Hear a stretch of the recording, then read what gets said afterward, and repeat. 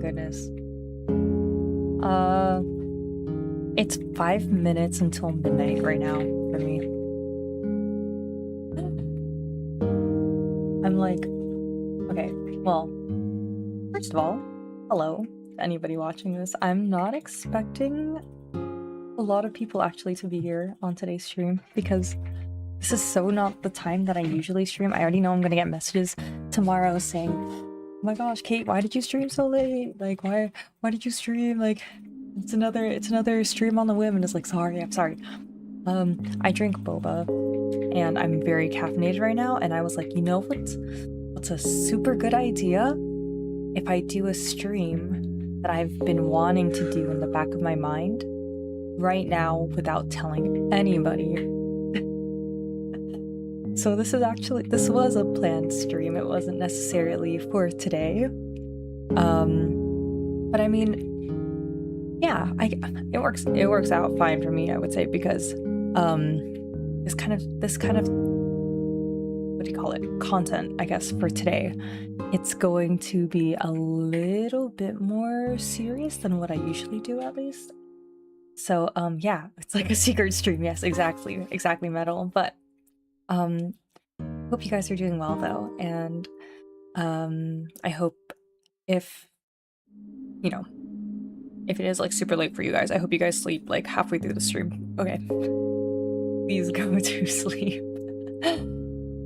But also, Metal, this is actually not a new playlist here. Let me transition this. Oh, that's the wrong one. Wow, immersion broken. No, I'm sorry.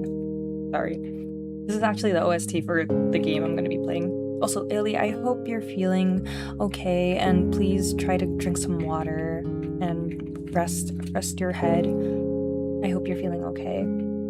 Feel better. I wish you all the best. But yeah, so today we are going to be playing a visual novel that I played. Oh my gosh, wait, let me do this again. Today we're going to be playing a visual novel that I made a couple years ago. Oh my gosh, it's probably been like 4 years, I want to say. Oh my gosh, has it really been 4 years? That's crazy. Secret for Carlos, isn't it literally like 2 a.m. for you? I think. Please go to sleep. What are you doing? Hello though, welcome to stream. Happy to have you here, of course. I don't think I can sleep with the crying I've done. Oh, Illy, I'm so sorry. I'm so sorry. Well, maybe I hope this takes your mind off of it then. But yeah, so this is Happiness Deaf, which is a visual novel that I made a couple years ago.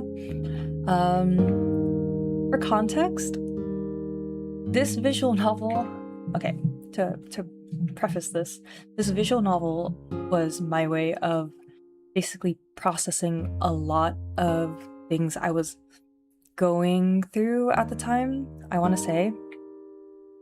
Like I said, this is gonna be like kind of a more serious stream. Obviously, I'm still gonna be like laughing and stuff and like reading your guys' chat, so don't be afraid to like just be silly and stuff as usual. But yeah. So yeah, this visual novel was like something that I used to process a lot of stuff. And also Imp, hello, welcome to stream. no worries, yeah, it's okay. We're not trying to be super serious, I promise. Don't worry, I did sleep early today. I can stay for at least 30 minutes. Okay, sounds good. Yeah, so I wanted to play it because I feel like well, first of all, I did stream myself playing this a couple years ago, I think back when I had first released it. And it's just so funny because I feel like the person that I am now versus the person that I was before is like so different, and I feel like I'm in like a way different headspace, I guess you can say, than I was when I first made this game. So it's not going to be anything super fancy, just letting you guys know now. Like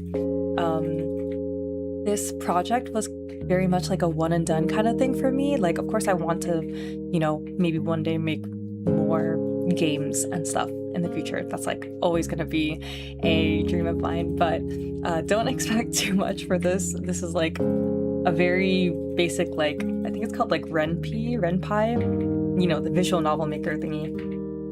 It was made in that, so it's like the setup's nothing fancy. It literally just, yeah.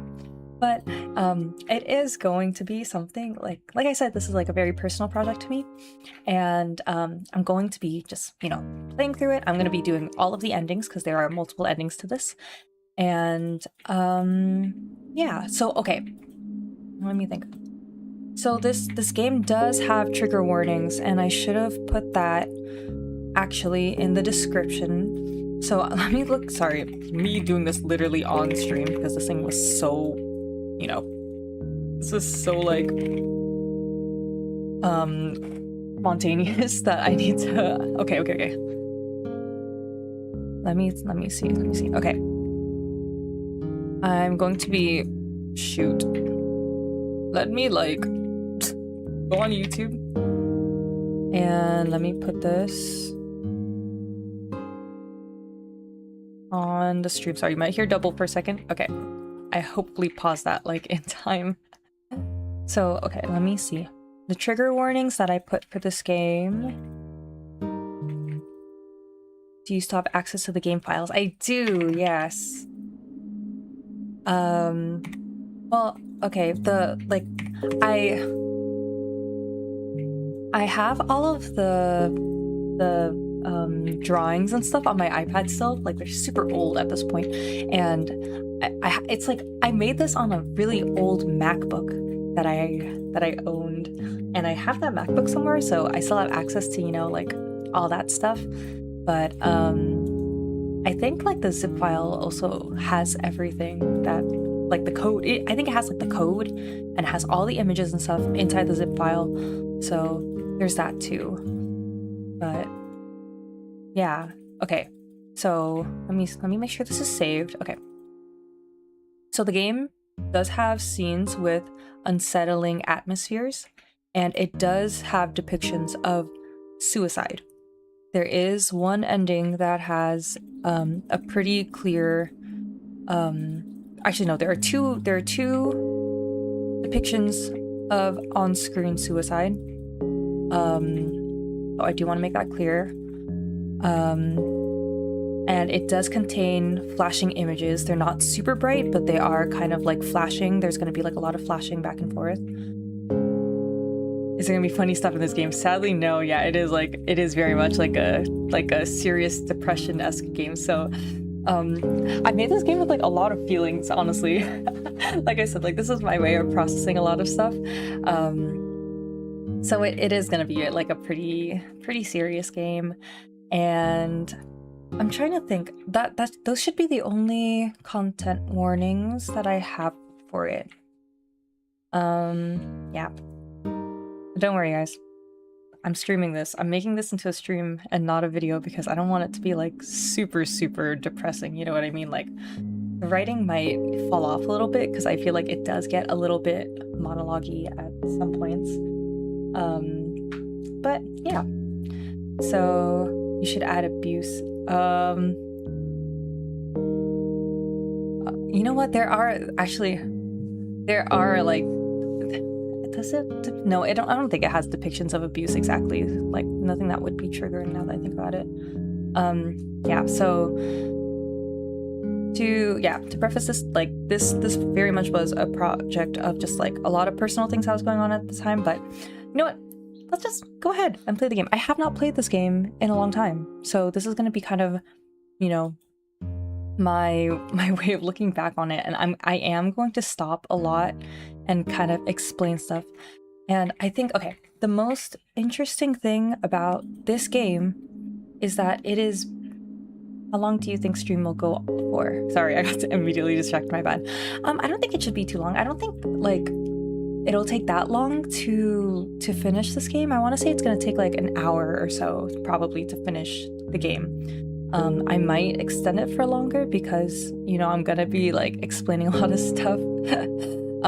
But like I said, like I don't expect there to be too many people watching, and I am gonna be rambling a lot. So like feel free to just, you know, like relax for the stream. Like if you want to go to sleep to it, please do, because I'd rather you guys get some rest. Because I know it's late. I know it's late for a lot of you guys. And no Kate made games. This was like my entryway, I feel like, into it, and I wanted to make more, but I don't know. I feel like after this game I was just so emotionally drained that I just couldn't commit to anything after it. But I do want to make more games in the future. I do. It's just, it probably will be a while until I can complete one, you know?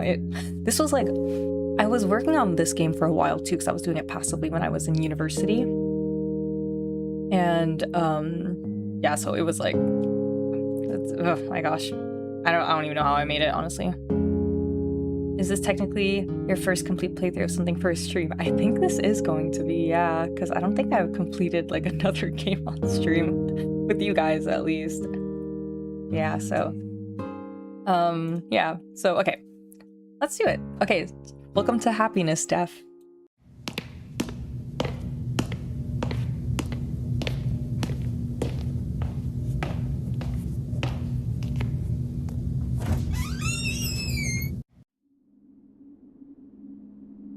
Oh yeah, I forgot to say, fun fact, I made all the sounds in this game.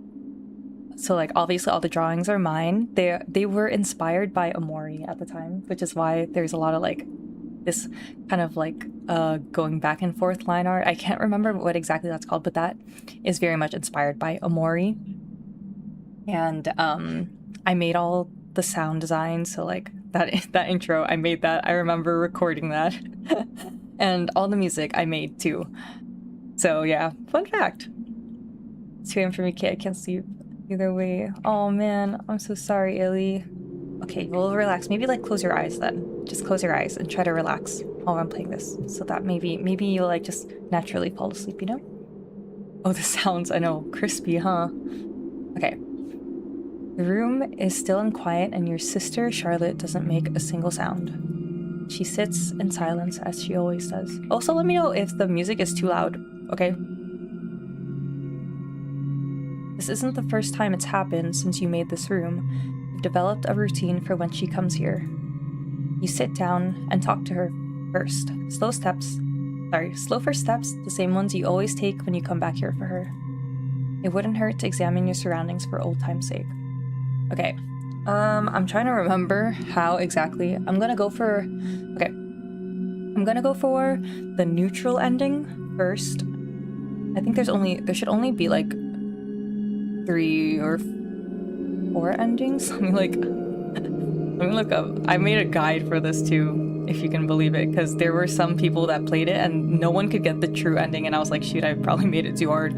Okay, there are 4 endings. Okay.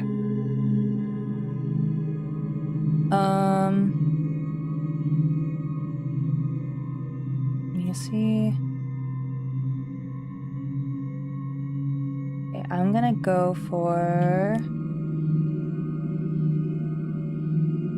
for this first ending. I'm literally gonna put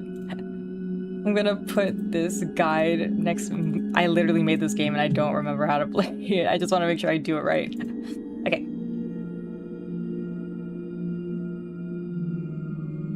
You also made the background music. I did, yes. I made all the background music in, what is that called? GarageBand, because I made this on a Mac.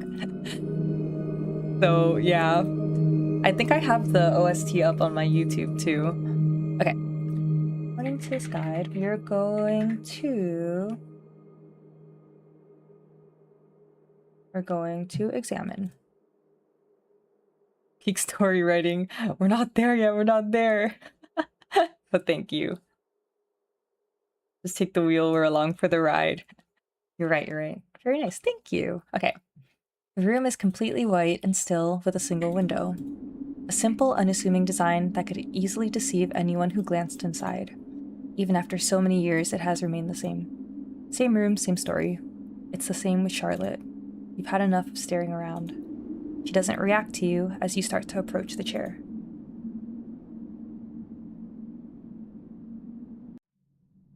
When you sit down, you enter the virtual world you created long ago. It is a hauntingly familiar room, completely bare except for the sunlit window.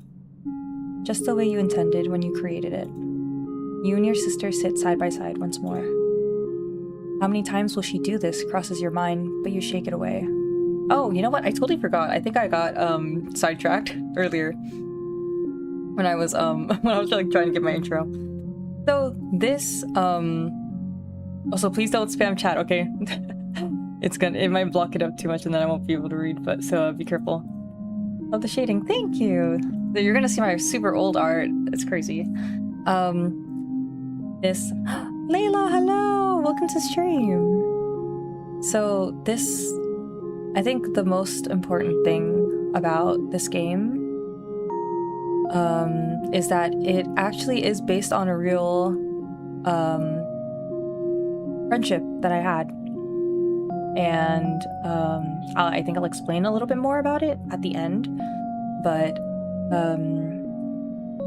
it's just weird because it like somehow foreshadowed what would happen to this friendship with this person. And I guess that's also why I wanted to replay it now, because it's like looking back, it like it's weird. It'll probably make more sense at the end, but yeah, just know that this is based on a real friendship that I had with someone who is who I think I consider no longer part of my life. And yeah, I'll continue like talking about it later, but yes, so keep that in mind. Are there like alternative endings, like if you chose right, good stuff happens? Yes, there are 4 alternative endings, so I will not stop stream until we can get all of them. But we're gonna go for the neutral ending first. There's 2 neutral endings and then 1 bad ending and then 1 good ending, so we're gonna go in that order. Okay, anyway, let's continue. She's waiting for you to talk, just as patient as ever. Turning your head slowly, you pull up as much courage as you can.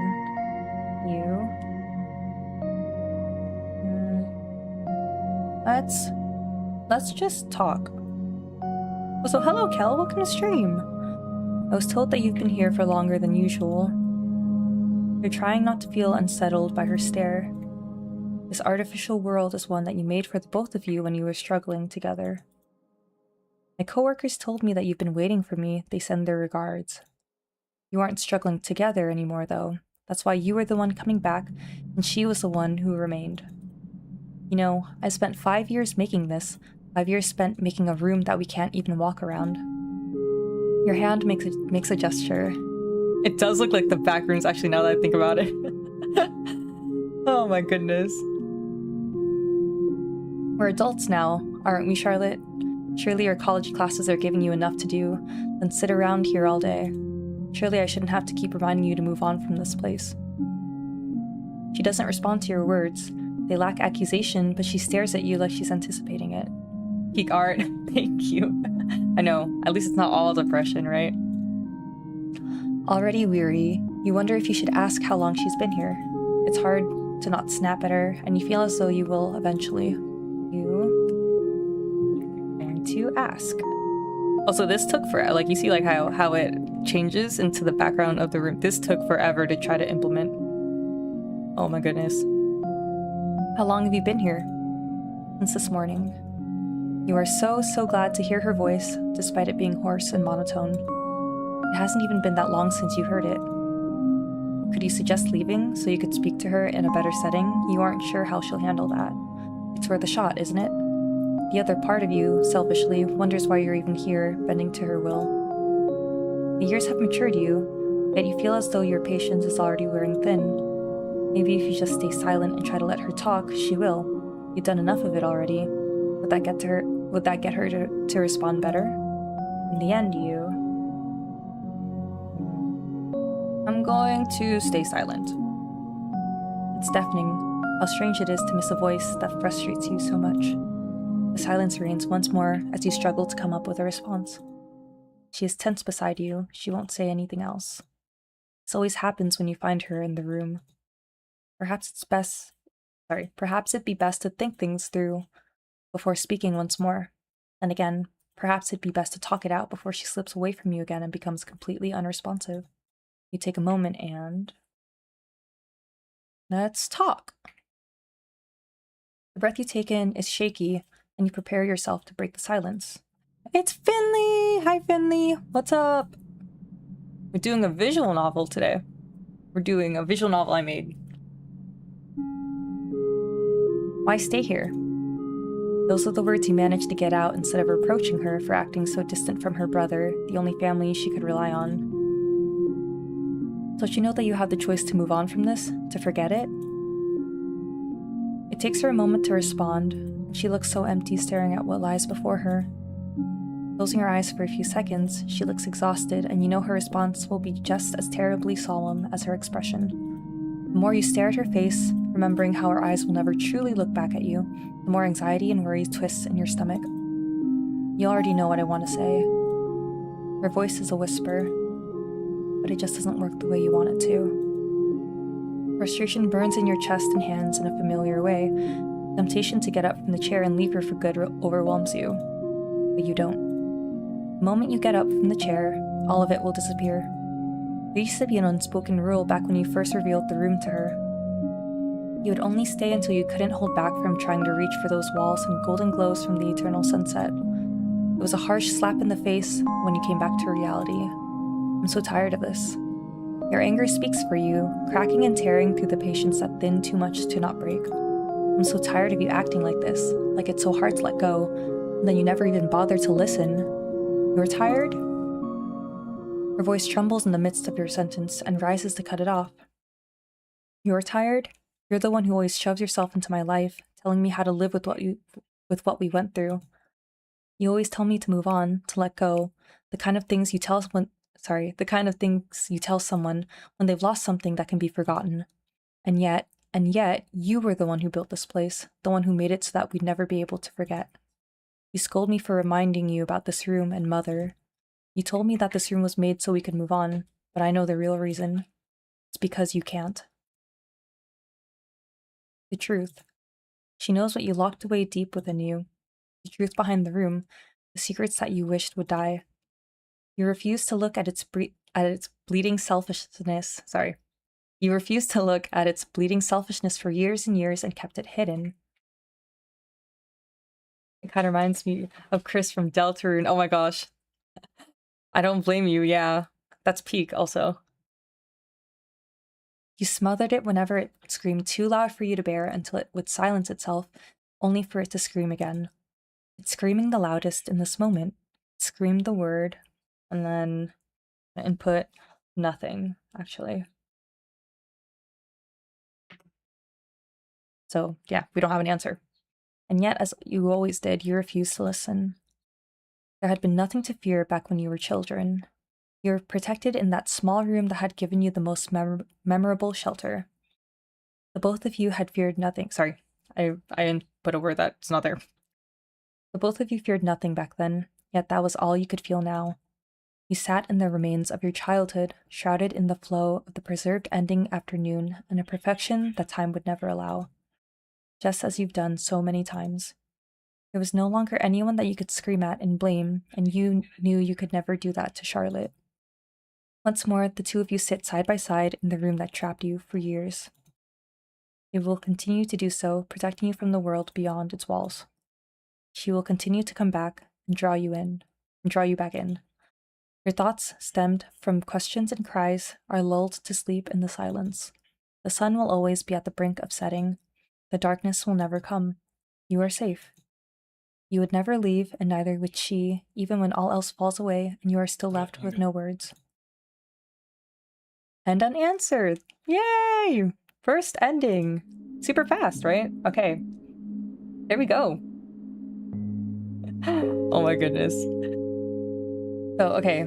That was the first ending. That's ending 1 out of 4. I know it's confusing. It's very confusing. Sorry, also, you're probably gonna hear Wesley talking in the background because he's also playing right now. But, I'm not gonna explain much because I feel like the more we get, the more, context you'll probably get. But, you know, feel free to, like, put your thoughts and stuff into chat while I'm playing. I might not be able to, like, read all of them out loud, but, because, you know, I'm gonna be focused on trying to make sure I'm getting these right. Yeah, so, okay, we're gonna do the next neutral ending. I'm not gonna I don't think I should reread everything, because I already read it through the first time. You know what I mean? So yeah, I don't think I'm gonna read through it. Oh, so sorry. My headphones are dying right now. Hold on. Use Louise. Okay. Yeah, I'm not gonna read through everything. I'm gonna start reading from when I think things are changing, and then we'll just, you know, go through there. Also, I can't skip this first scene because every time I would try to, it would glitch out. So I'm not even... Yeah, I can't. I can't do it. But actually, Billy missed the first half, so maybe I should read it. Okay, I'll just click it so that, like, maybe you'll be able to read it. If you haven't seen the first part yet, I'll just click it so that maybe you'll be able to read it, and yeah, we'll go from there. Okay.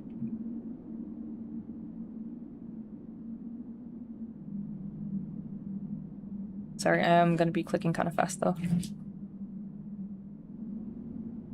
Okay, so we are going to sit. I think I examined it last time. When we go for the good ending, I'll read through like everything though again, you know, so it's fair.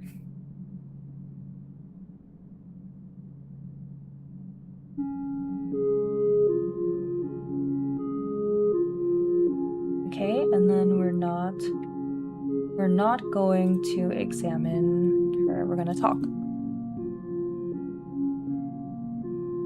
So hello X, welcome to stream. Wi-Fi here is so bad. Oh, I'm so sorry. Okay, we're not gonna do that. We've already read this. It's like being trapped in a room. Yes. Okay, and then now we're going to ask.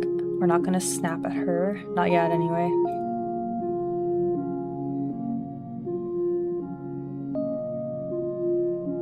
Okay.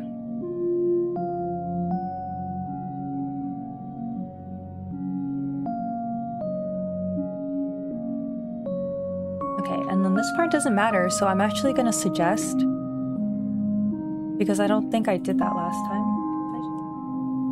I don't think I did that last time. Let's try suggesting. Yeah, okay. We're gonna suggest. You make a gesture with your head.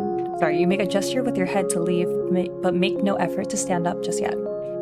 Come on, let's get out of here. You've had enough of this room. We can... No. The hostility in your voice makes you freeze for a moment. Are you serious, Wyatt? You just got here and you want to leave already? You recognize that look in her eyes that speak all the sorry, oh my goodness, what? You recognize that look in her eyes that speaks all the unsaid words she has always wanted to say. It's gone in a few moments, and she looks away from you, eyebrows furrowed, eyes downcast. You wonder if it's because she's ashamed of how much of a burden she was being. Doesn't she know that you were taking time out of your day just to be with her? We're not leaving, not yet. It's an artificial world. Okay, I think this is the same, but I'm gonna read it anyway, because we're already here. Yeah. An artificial world, but the anger you feel is real. The way your face twists in frustration is real. The string of things you want to shout at her are real. Oh no, this is different. Sorry. Yeah, I'm glad I started reading that then. Oh my goodness. But you take a moment to recollect yourself, and remind yourself that though what you feel and what she says are real, it's the artificial world composed of real memories that make you feel this way. Your parents would never understand, though they tried their best to at first. They tried to dissuade you from creating this room and genuinely believed that something must have been very wrong. Of course they didn't understand why. No one except you and Charlotte could ever understand why you wanted to have this room. It was a simple reminder, a way to cope. Your parents hated that. Years of pushing them away had succeeded. Now you and your sister were all alone. You both continued to seek refuge in a broken room you made for broken children. Yet she was still taking advantage of it as an adult. You know why. You know how fondly she thinks of Mother. The silence reigns once more as you struggle to come up with a response. She is tense beside you. She won't say anything else. This always happens when you find her in the room. Perhaps it'd be best to think things through before speaking once more. Then again, perhaps it'd be best to talk it out before she slips away from you again and becomes completely unresponsive. Okay. Oh. You can hear, okay. So there's a couple things. Okay, we're gonna do think. Be best to think some things over. You think about. There's a couple things that you can put here.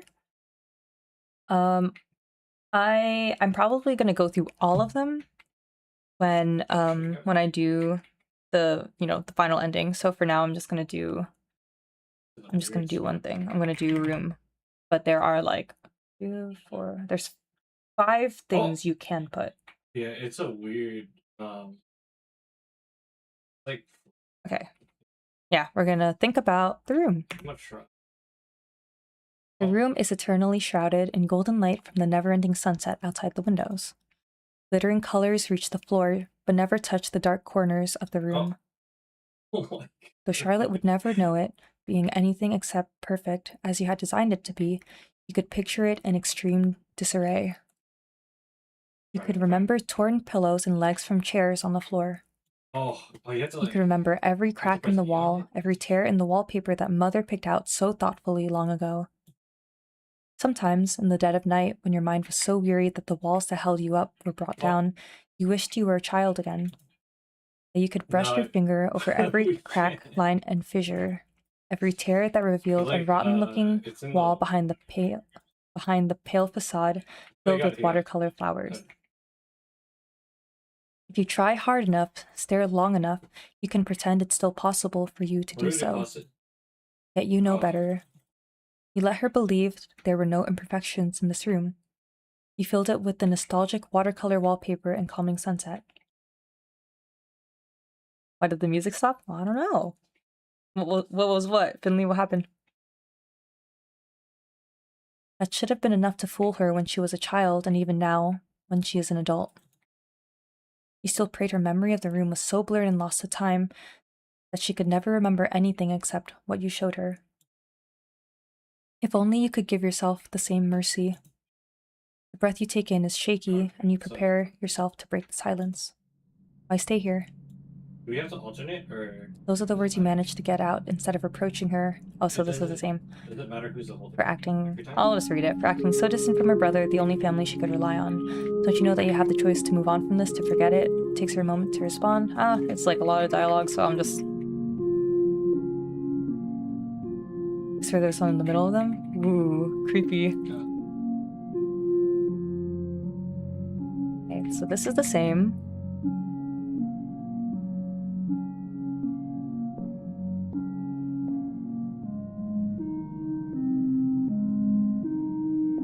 Okay, this is the same too. This is the same.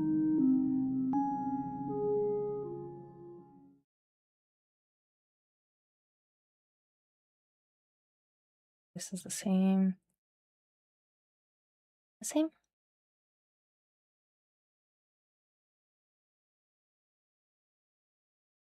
Yeah, this is the same. Okay, sorry, I just wanted to make sure. Okay, this is the same. You smother it whenever it screams too loud for you to bear. The silence itself only for it to scream again. It screamed the loudest in this moment. It screamed the word. And I am not going to put anything. I'm going to put blah, blah, blah. And yeah, as you always did, you refused to listen. Oh. Is this the same ending?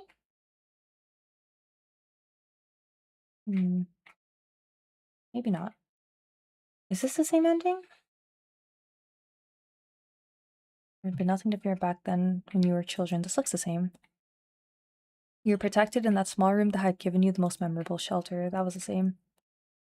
Both of you feared nothing back then, yet that was all you could feel now. You sat in the remains of your childhood shrouded in the... That's the same. Oh, this is the same. This is the same as the other one.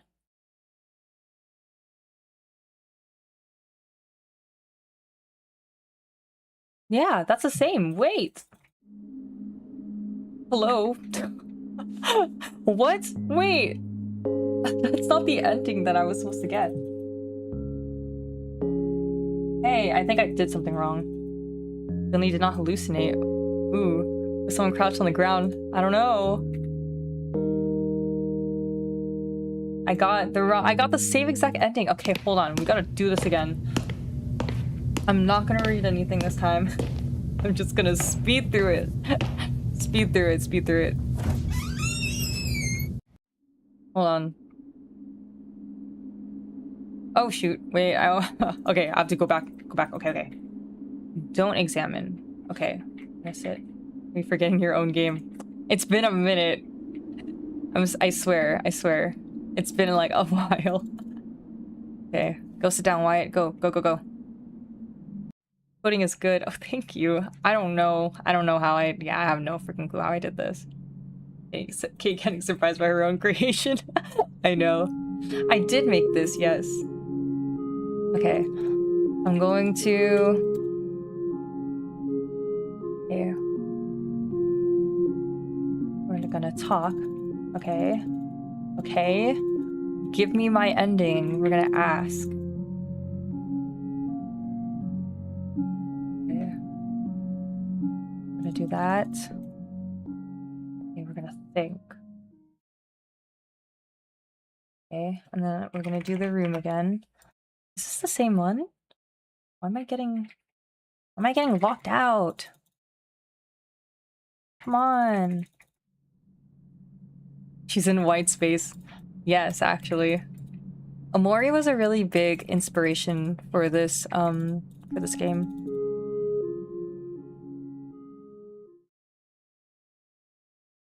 Hmm. No, this is the same ending. So I wonder why. Oh, you know what? Okay. I think I did this. I think I actually did this prompt wrong. Or I think can I use oh it's true. I should use save states. I'm like trying to figure out um where exactly I'm going wrong, you know? I didn't okay, I asked. Hmm. Yeah. No, okay, hold on. Let's save here. Sorry guys, you're literally watching me like struggle with my own game. Okay.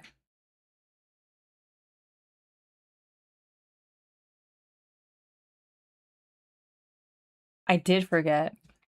Okay, so the word here is actually mother for reasons one could explain one day.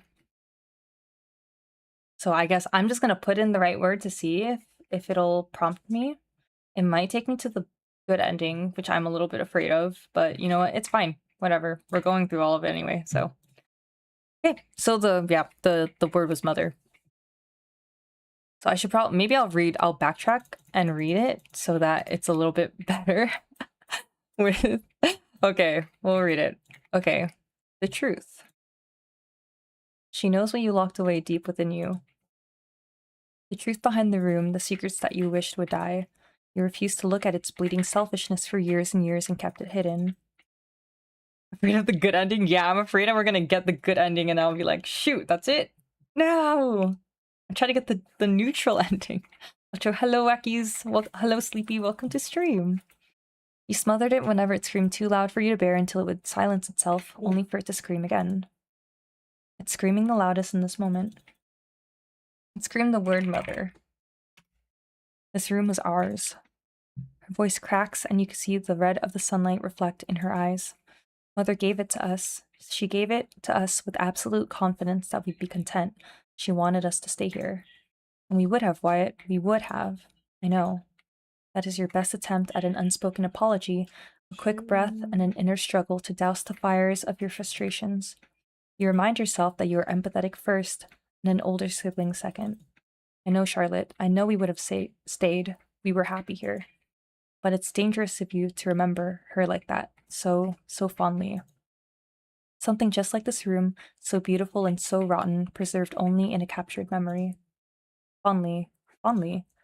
Solemn and stable, Charlotte's tone was always like this when she spoke about her.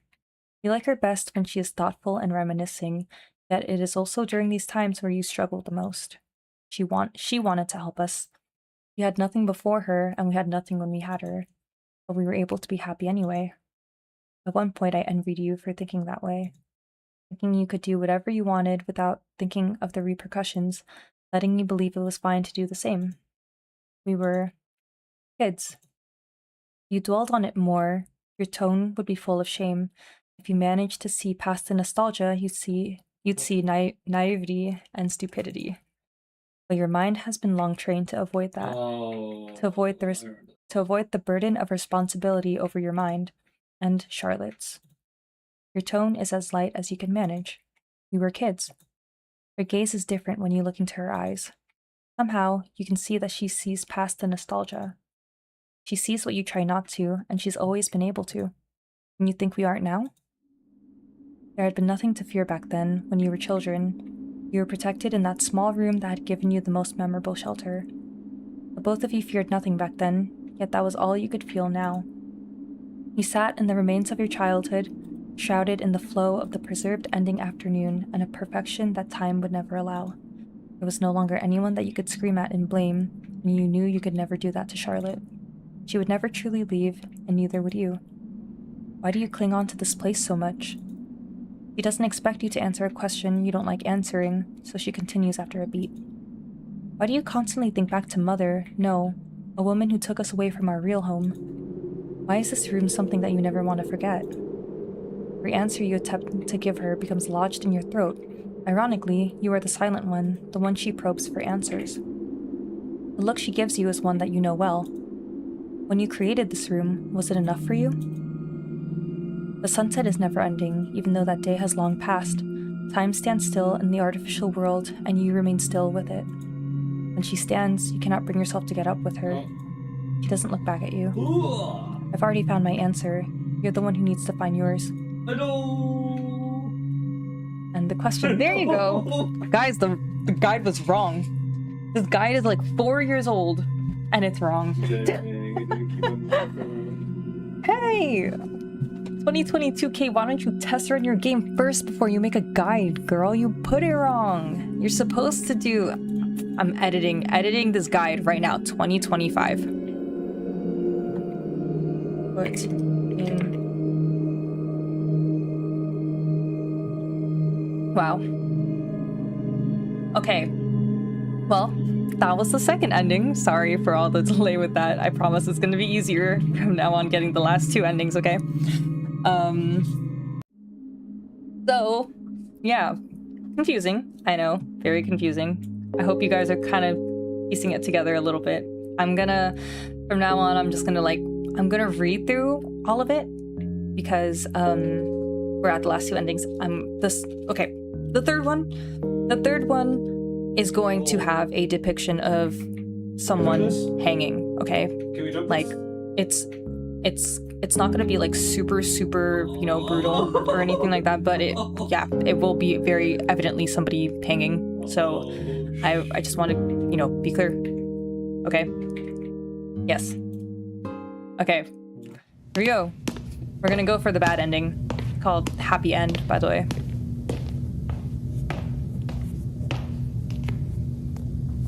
Here we go. Mari, no. Okay. We're gonna... Oh yeah, I said I'm gonna read all of it. Okay. Where do I go? No, Room no, is no, still no, no, quiet. no, no, Whoa, no, whoa, no, whoa, whoa, whoa, whoa. And your sister was Charlotte that doesn't make a single one? sound. She sits in silence as she always does. This isn't the first time it's happened since you made this room. You've developed a routine for when she comes here. You sit down and talk to her first, slow steps, the same ones you always take when you come back here for her. It wouldn't hurt to examine your surroundings for old time's sake. You decide to, we're going to sit. We're gonna, okay, I'm gonna be like speeding through this because, you know, it's gonna be very obvious when things start to change because I'm gonna be picking the quote-unquote mean options.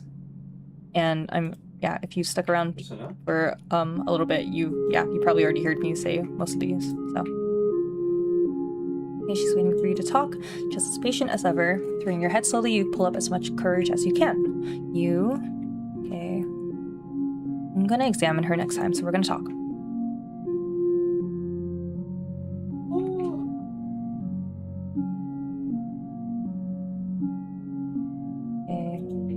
Sorry, I said I'm gonna read through it and I'm like skipping through it. Okay, so here's where the differences come in, okay? Here we go.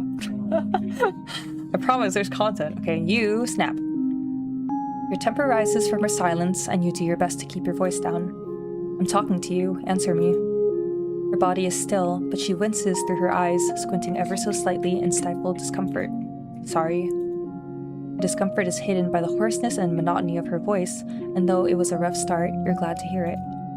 Did you suggest leaving so you could speak to her in a better setting? You aren't sure how she'll handle that. It's worth a shot, isn't it? The other part of you selfishly wonders why you're even here, bending to her will. Years have matured you, yet you feel as though your patience is already wearing thin. Maybe if you stay silent and try to talk her through it. Okay, yeah, this is the same. So, we're gonna stay silent. Wait, actually, we're gonna suggest something, okay? I can't remember if this has anything different, but yeah, we're gonna suggest it, and then she's gonna get mad. It's got here, and you want to leave already. You recognize that look in her eyes that speaks all the unsaid words she has always wanted to say. The words you spoke to her earlier. Oh yeah, there you go. The words you spoke to her earlier come to mind, and you know that you deserve the hostility. You're surprised she managed to hold back from yelling. You're not leaving, not yet. It's an artificial world, but the anger you feel is real. The way your face twists in frustration is real. The string of things you want to shout at her are real. But you take a moment to recollect yourself and remind yourself that though what you feel and what she says are real, it's the artificial world composed of real memories that make you feel this way. Your parents would never understand, though they tried their best. Okay, this is the same. She looks mean. Oh no.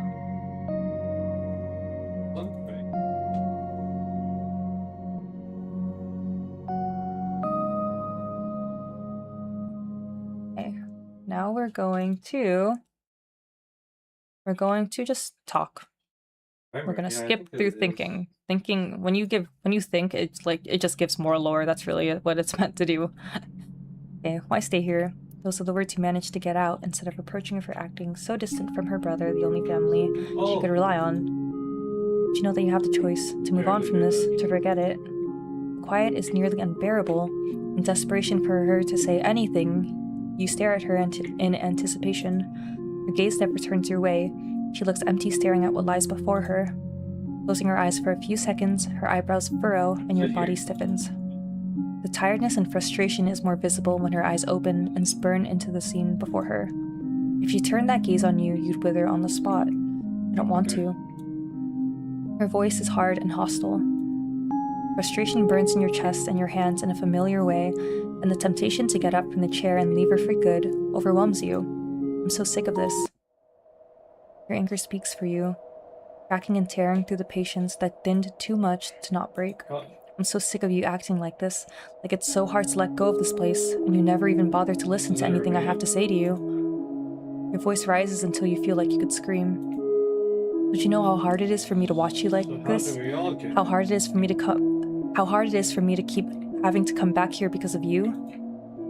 I made this so that we could leave it behind, not so you could use it to run away from your freaking problems. Whatever thing it is that you're going through now doesn't justify you making me waste my time on helping you through the same thing over and over again. It's your own fault that you can't move on from this, Charlotte. You don't even try. You don't even think about what I have to go through just to help you. I don't know why you bother existing when you know how much of a burden you are. Then leave. The quickest she's answered, and the most confident she's ever sounded. She says nothing afterwards, and the way she stares into the sunset burns into your head. It's sickeningly bright in the room you created yourself from the memories. It's sickeningly bright in the room you created yourself and the memories the both of you shared. You yearned for the sun to set already, to make way for the darkness that always followed. But that never happens in this room. This captured memory that will never descend into darkness and bring sleep to weary souls who have gone through too much. She doesn't want to leave. When you stand up, the familiar white walls of the room is a comfort to your weary eyes. The steps you take toward the door are heavy, and when you look back, she sits as still as she did when you first came in. She doesn't want to leave. That room of eternal sunsets and facades is all she wants to see. Well then, that's fine. Facades were what you did best. She would never truly leave, and neither would you. That is the answer you've realized. Oh, that was fast. Happy end. Yay! Happy end! That's 3 out of 4! I'm sure it's even more confused. That actually went by a lot faster than I remember. Okay, at least we didn't have to like linger on the CG, because I was like, I was like, I really hope it's just not gonna like stay there and like, you know. Yeah. Yay. Okay. We're gonna go through, yeah, quote unquote happy end. We're gonna go, well, that was super happy.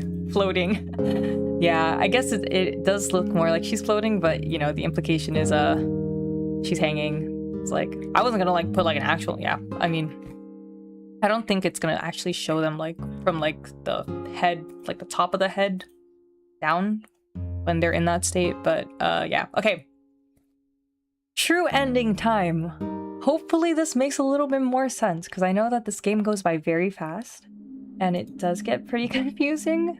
Bear with me, okay? What do you call it?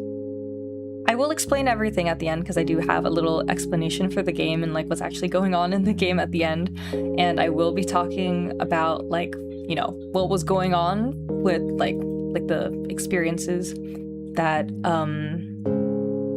that I was kind of going through when making this, so that, you know, hopefully it makes a little bit more sense. This kind of feels like they're both sticking to the room. Finley, you're onto something. Oh my goodness. Yes, you are onto something. You're onto something. Okay. Okay, here we go. I'm gonna read through everything, okay? Fun fact, I made the sound effect by putting on my dad's shoes when he wasn't home and walking around. I was like trying really hard not to like trip over myself, because they were huge on me. Okay, the room is still and quiet, and your sister Charlotte doesn't make a single sound. She sits in silence, as she always does. This isn't the first time it's happened since you made this room. You've developed a routine for when she comes here. You sit down and talk to her first. Slow first steps, same ones you always take when you come back here for her. Yes, detective! Yay! It wouldn't hurt to examine your surroundings for old time's sake. You decide we're gonna examine. The room is completely white and still with a single window. A simple, unassuming design that could easily deceive anyone who glanced inside. Even after so many years, it has remained the same. Same room, same story. It's the same with Charlotte. You've had enough of staring around. She doesn't react to you as you start to approach the chair.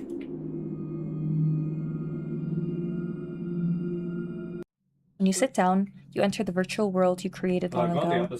It is a hauntingly familiar room, completely bare except for the sunlit window. Just the way you intended when you created it. You and your sister sit side by side once more. How many more times will she do this crosses your mind, but you shake it away. She's waiting for you to talk, just as patient as ever. Turning your head slowly, you pull up as much courage as you can. We're gonna examine her. Unmoving and staring right at you, her eyes tell you, quite unnervingly, that she expected your arrival. She looks thin, exhausted. Doesn't she know you're exhausted too? Okay. She stares silently, and you know she won't talk first. I told you that you've been... Oh, sorry. I told you that you've been... What? I was told that you've been here for longer than usual.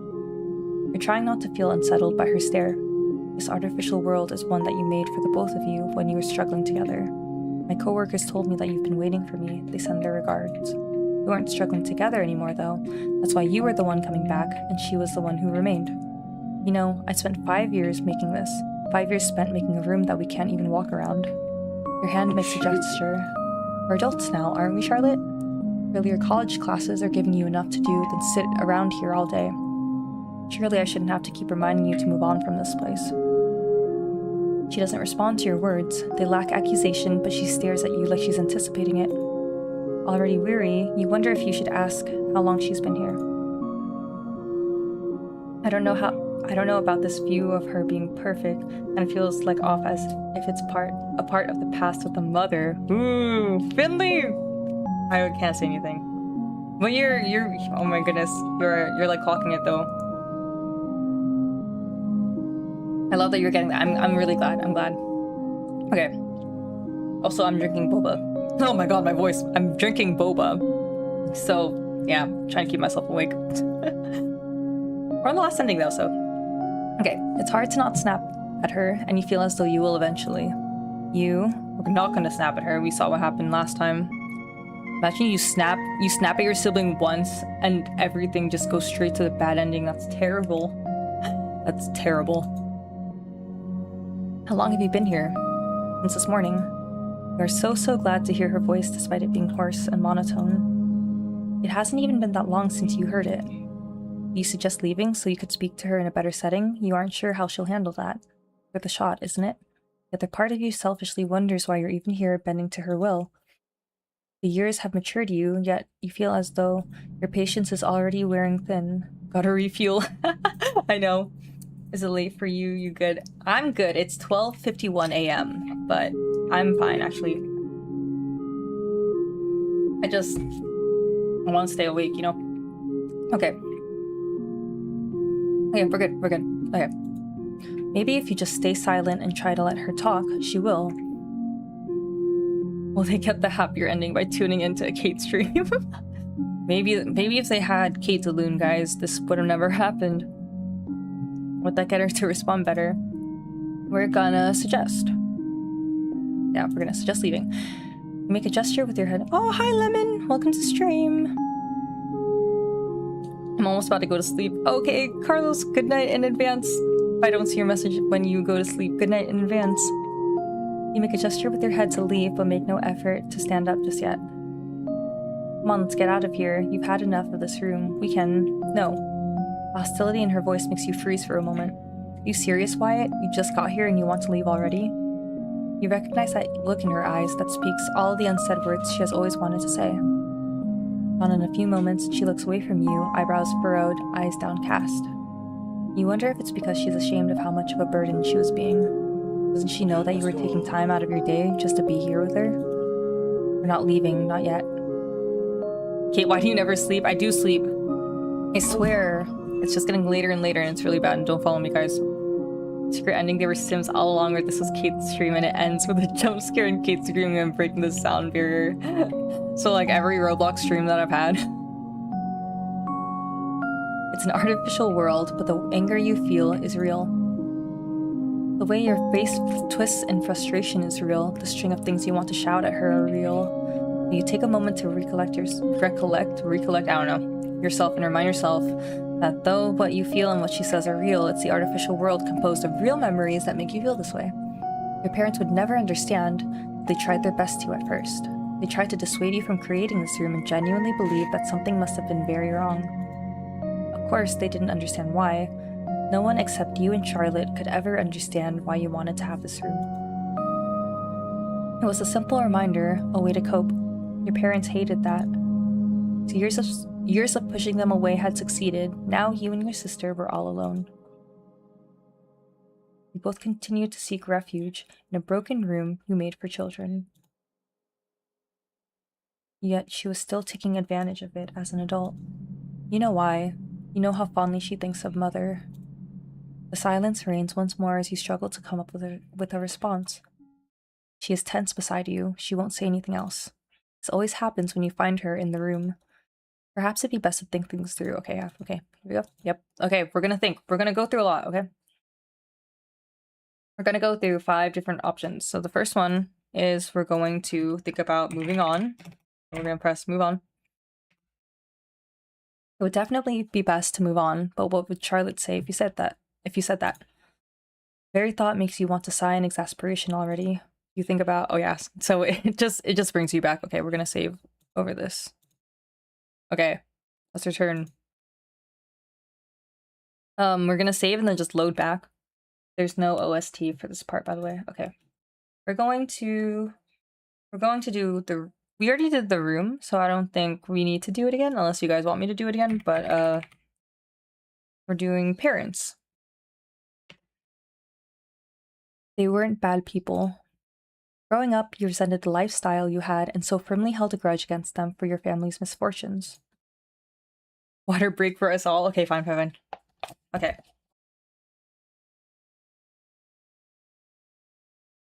Okay.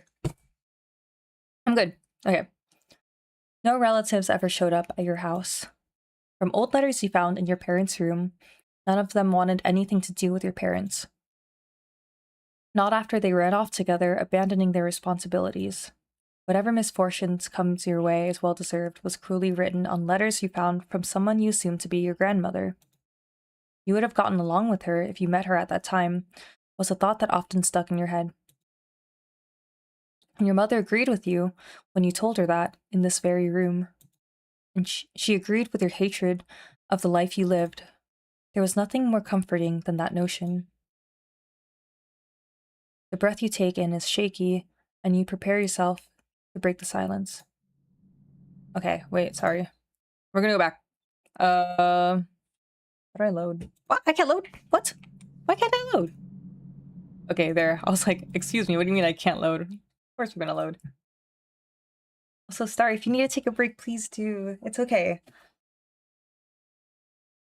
They weren't bad people, sound suspicious, that's weird. Okay, we're gonna think about Charlotte.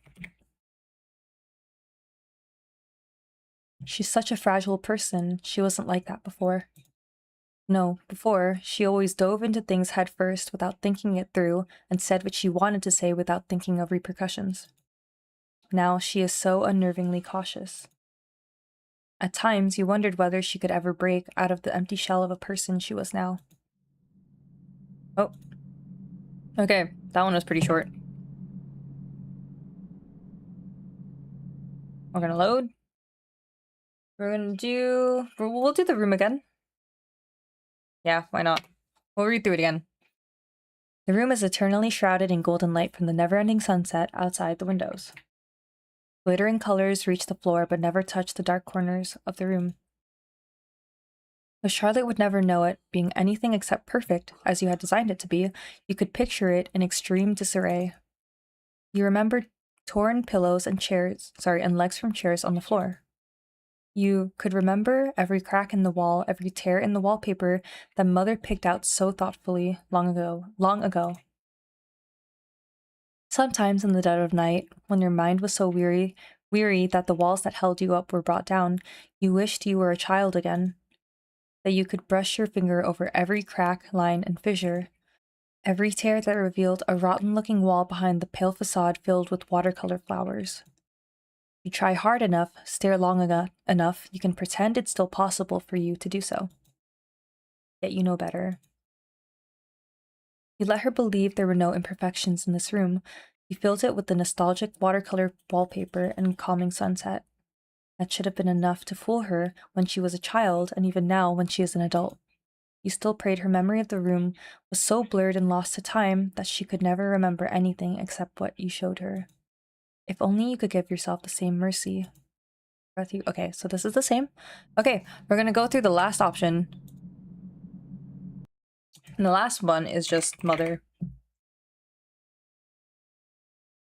It'd be best to talk to her after all, and that's it. By the way, Finley, yeah, you were right. There was something in between, and it's that CG. Yeah. I'm sorry. I was like, ooh, was there something in the room?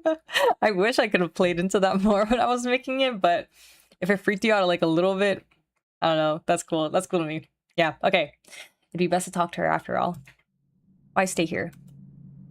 Those are the words you managed to get out instead of reproaching her for acting so distant from her brother, the only family she could rely on. Don't you know that you have the choice to move on from this, to forget it? It takes her a moment to respond, and she looks so empty staring at what lies before her. Closing her eyes for a few seconds, she looks exhausted, and you know her response will be just as terribly solemn as her expression. The more you stare at her face, remembering how her eyes will never truly look back at you, the more anxiety and worry twists in your stomach. You already know what I want to say. Her voice is a whisper, but it just doesn't work the way you want it to. Frustration burns in your chest and hands in a familiar way. And, oh guys, I know hus like, can be short for husband, but since it can be short for something else, don't call him that, okay? The totem's in the back. Frustration burns in your chest and hands in a familiar way. The temptation to get up from the chair and leave her for good overwhelms you, but you don't. The moment you get up from the chair, all of it will disappear. There used to be an unspoken rule back when you first revealed the room to her. You'd only stay until you couldn't hold back from trying to reach for those walls and golden glows from the eternal sunset. It was a harsh slap in the face when you came back to reality. I'm so tired of this. No, don't worry, Lemon. Don't worry. Yeah, I know you mentioned the like in like the husband way. Yeah, it's okay. Don't worry. I know, but like just as a like a like a little heads up for like the future, you know. But yeah, I know. Don't worry. I know you didn't mean it that way. I promise. Your anger speaks for you, cracking and tearing through the patience that thin too much to not break. I'm so tired of you acting like this, like it's so hard to let go, and then you never even bother to listen. You're tired?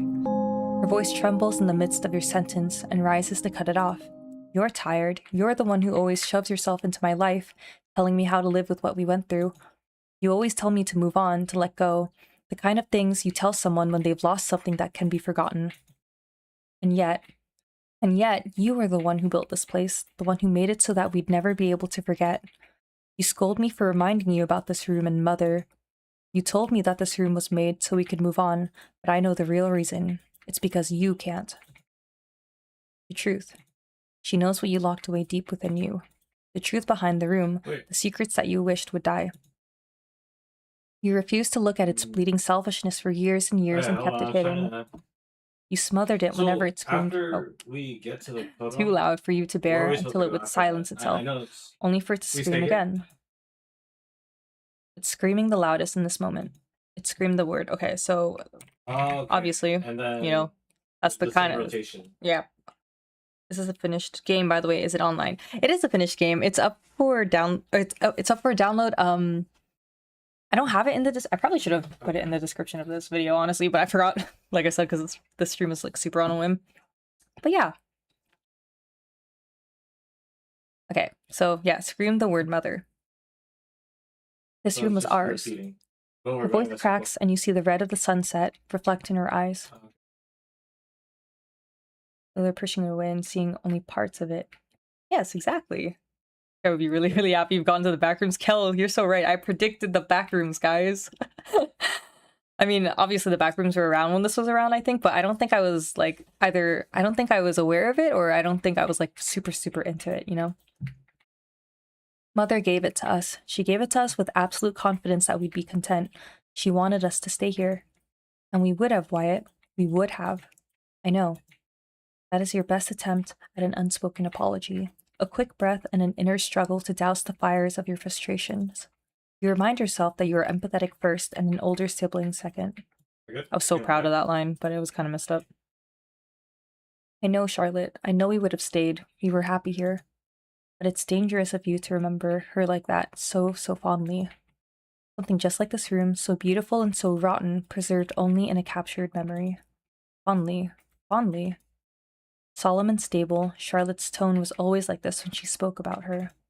You like her best when she is thoughtful and reminiscing, yet it is also during these times where you struggle the most. She wanted to help us. We had nothing before her, and we had nothing when we had her. But we were able to be happy anyway. At one point, I envied you for thinking that way.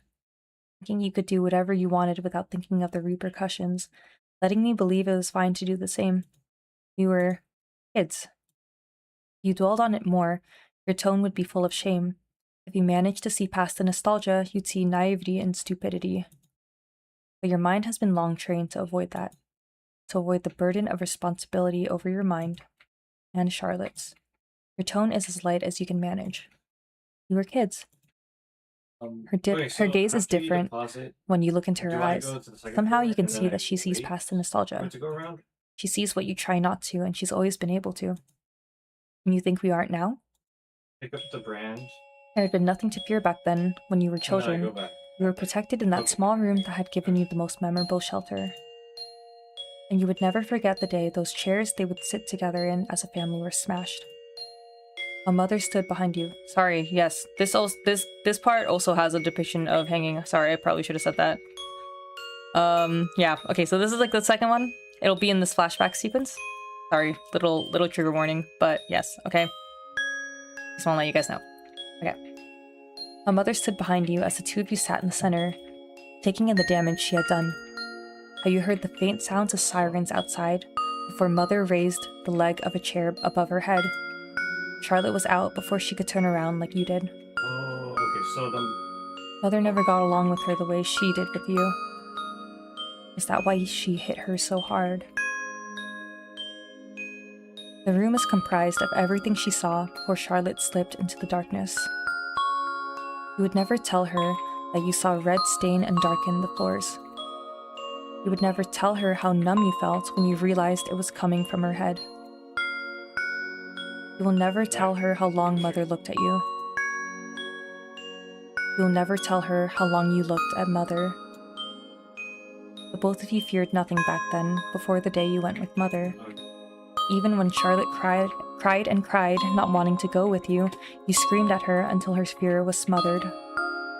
You thought you had successfully— sorry, the hanging scene is over, by the way. It's done. You thought you had successfully smothered your own long ago. This is quite interesting, how it replicates with real-life situations and how it shows just by the words and how it doesn't say it out loud. I love show not tell stories. Thank you! I was trying to do that with this. I don't know. I cannot remember if I— what do you call it? Oh. Sorry, Layla. I know it's a joke, but I'm gonna have to remove that comment because it can be like kind of triggering to joke about those kinds of things in chat. But guys, if it is triggering for you, please look away or hop off stream. It's okay. I will not— of course, I will never like be offended if any of the stuff that is on my stream is triggering for you and you have to step away. Please do so, okay? It's okay. Don't worry about it. Keep yourself safe. Okay, you thought you had successfully— yeah, there should be nothing triggering anymore from like here on out, okay? We should be good. You thought you had successfully smothered your own long ago, yet that was all you could feel now. You sat in the remains of your childhood, shrouded in the flow of the preserved ending afternoon and a perfection that time would never allow. There was no longer anyone that you could scream at and blame, and you knew you could never do that to Charlotte. The truth weighs heavily on you, and you stare down at your lap, your eyes boring into the hands of a hypocrite. Move on, you told her, and yet remained sitting at her side. Why do you cling onto this place so much? She doesn't expect you to answer a question you don't like answering, and she continues after a beat. Why do you constantly think back to Mother, no, a woman who took us away from our real home? Why is this room something that we never want to forget? Your attempt to answer is feeble and offhand, because of the memories she gave us. The look she gives you is one that you know well, one that is hard and done. You tell me I don't listen, but refuse to see that I understand the depth of your words more than you do. You said we were happy here. But you're wrong, Wyatt. I never was. I feel nothing but contempt. At first it was towards Mother, whose presence I felt every time I came in here. Then it was towards you, who built this room because of your own obsession that you deflected onto me. When you didn't respond to my pleas to leave this room behind, when you refused to talk to Mom and Dad because they wanted to help you, all I could do was stay silent and let you play the part of a caring older brother. All I could do was let you pat my head and tell me that it'd be okay. That I'd get over what happened soon.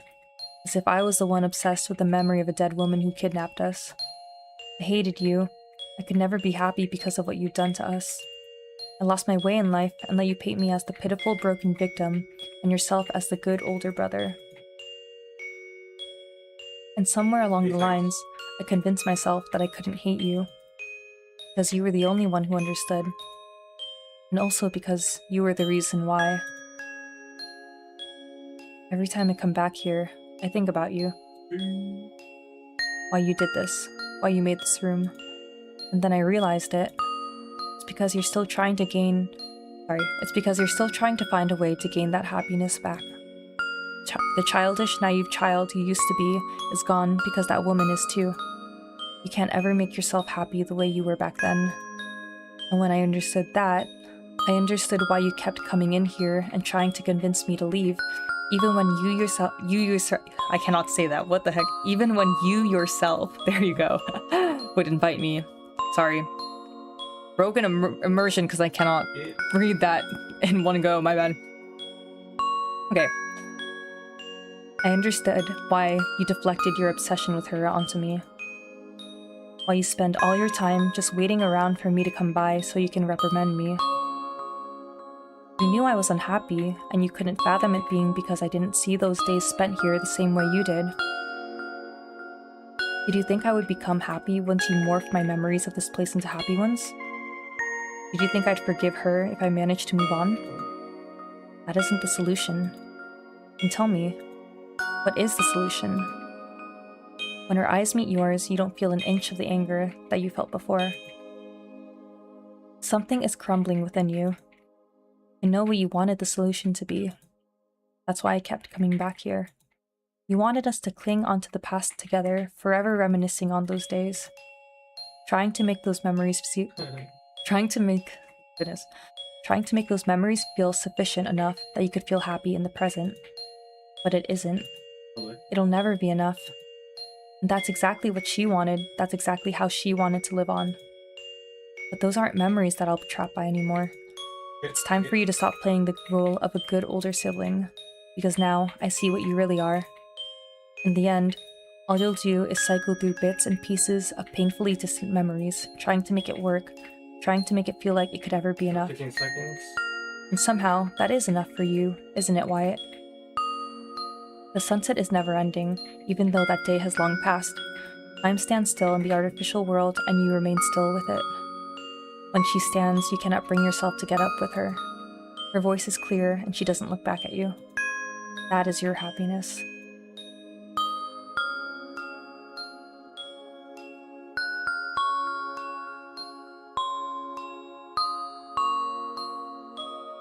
Yay!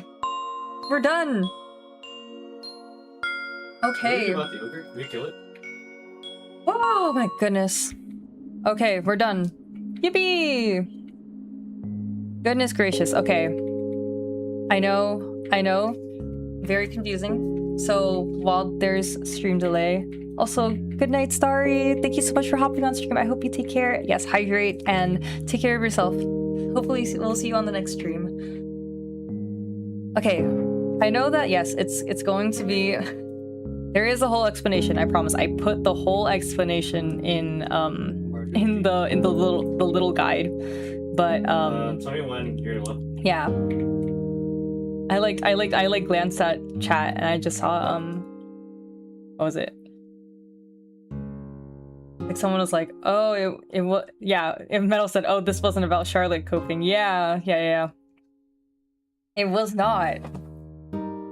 Surprise, surprise. Okay. So here we go. I'm gonna read this after the true ending. So yes, that was the true ending. The true ending is Charlotte leaving, you know. Okay, but I'm gonna explain it. Here we go. The story. So this is the story still doesn't make sense even after the true end. So spoilers. We already watched it. I don't know why I'm reading that part. Okay, basically, what happens is, years before the events of the game, Wyatt, the player, and Charlotte grow up in a poorer household due to their parents who eloped, being cut off by their families. When they're children, they meet a woman who is known to them as Mother, who essentially kidnaps them after hearing of their poor lifestyle from Wyatt. Wyatt goes willingly. Charlotte is dragged kicking and screaming along by him. Mother locks them in the room to be content with them pretending to be a family until the police find their location. Knowing she'd be caught, she hits Charlotte with a chair leg with the intent to kill her, hence why her head was bleeding so bad that it stains the floor. It's insinuated that her and Wyatt were closer, thus she chooses to spare Wyatt from Charlotte's fate. Mother hangs herself and Wyatt witnesses it. Years after, Wyatt chooses not to get help for the trauma he has and instead creates the room, quote-unquote the room, to try and keep the quote-unquote happiness that Mother gave him through memories. Charlotte tries to get him. That's why they say mother instead of our mother. Yes, Finley, exactly! Oh my goodness, you picked up on that. That makes me so happy. Yes! You got it. You know what? So, okay. Charlotte tries to get him to move on. Instead, he deludes himself into thinking Charlotte is the one obsessed with Mother's memory and that he's trying to help her. So, okay. So going down the end unanswered route, Charlotte and Wyatt stay trapped in the cycle of reliving memories. That's the one that I got twice on accident because I typed it wrong on the guide. Goodness. Okay, so yeah, that's what happens. Like, they just continue forever. So it's exactly what Wyatt kind of wants, you know? So going down the quote-unquote happy route, Wyatt kills Charlotte and hangs her from the ceiling, just like how Mother died. Going down the question or the answer route, so okay, Charlotte gives up on trying to help Wyatt, who stays in the room with Mother. So in the question, so that's like the second neutral ending that we got. Charlotte doesn't fully understand why Wyatt is the way he is, but leaves anyway. Wyatt also doesn't fully process what happened and what he has done. Okay, and then in the answer, which is the true ending, Charlotte finally understands Wyatt but can't excuse his actions any longer and leaves. Wyatt processes what has happened but stays in the room with Mother. The way it shows how jealous he is of her but doesn't see what she was going through. Yes. Oh my goodness, you clocked it. So yes, so that's a story. Yeah, I had like let me see. There's this whole little okay, I have another playthrough of this game. I'm probably gonna watch it after this just to see. So the first playthrough that I did of this, I had like a lot of little like trivias and things like that when I was like I had like a bunch of like explanations for, I think I was doing like a lot of explanations for thought processes and like little tidbits and whatever, but that live stream is very old, and it's like I was talking to a lot of people like through most of it because it like was mainly people that I knew in real life who had come onto the stream. And okay, so let me see. Can I show this? Maybe I can. I'll take it. Let me see. Okay, wait. Hold on. So I want to show like some concept art that I had done for the game. Let's see. Hopefully this... Okay, I'm gonna go on incognito for this again too, so that we don't... I think there's like ads, right? It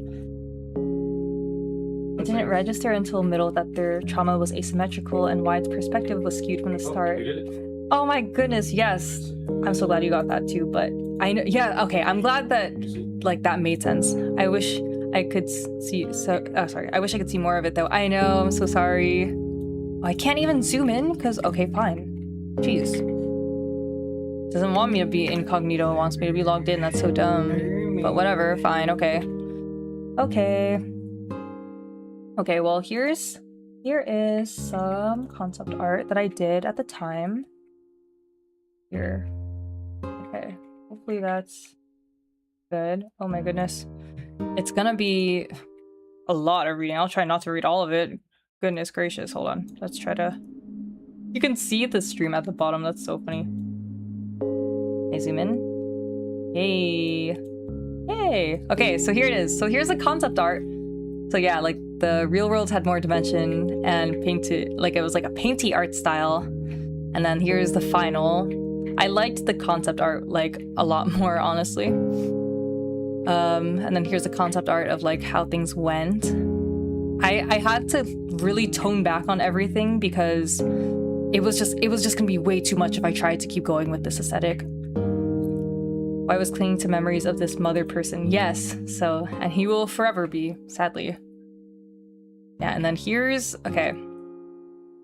I guess I'll just like read, I won't read through this. I'll put it in, I'll put it in the, maybe like in the description of this or like in the Discord so that if you guys want to read through all of this, you can. I'm gonna read through this though, because, you know, I was harsh. I put worst brother of the year. Holy crap. No freaking,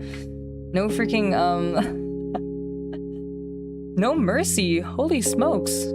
Jeez Louise. This is from 2022. Okay. Okay. Well, I'm just gonna read it. So here are my character thoughts from 2022. Okay, overall, this is what I put here, okay? I'm just reading this for my past self. I'll analyze it and stuff after.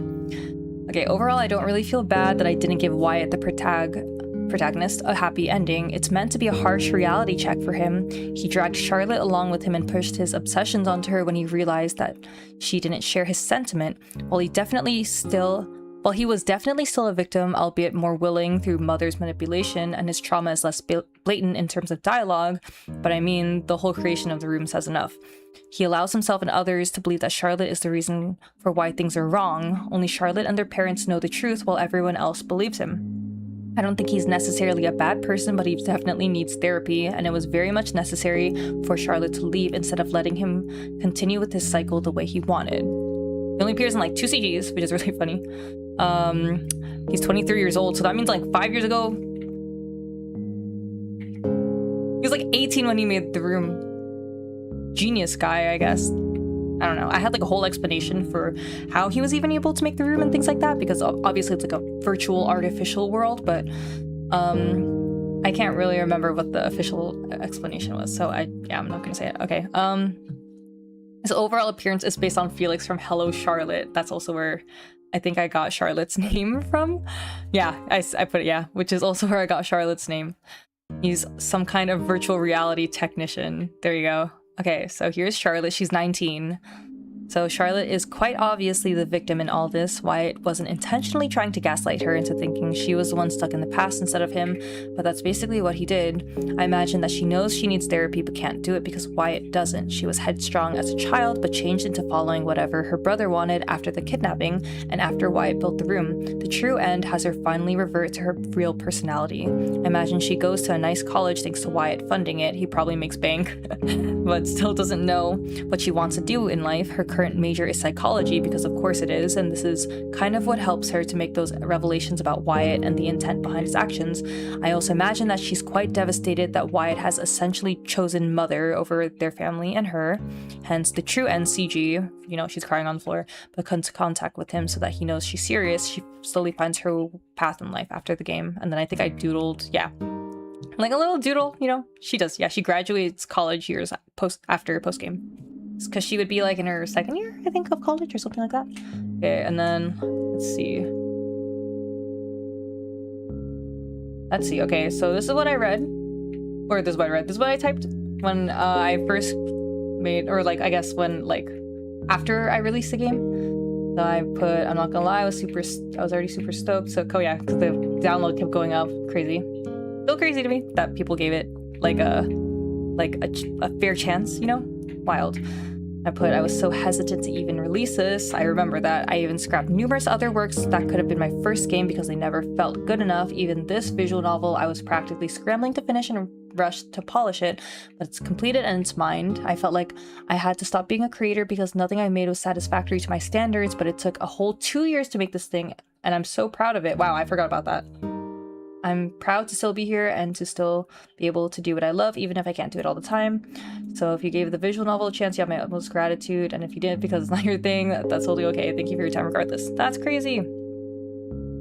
Also, sorry, Lemon, I didn't see your thing till now, but yes, I hope you have a lot of good rest. I'm so sorry, but hopefully we'll see you in the next stream, and I hope you're resting really, really well. Okay, so that was happiness stuff. Yay.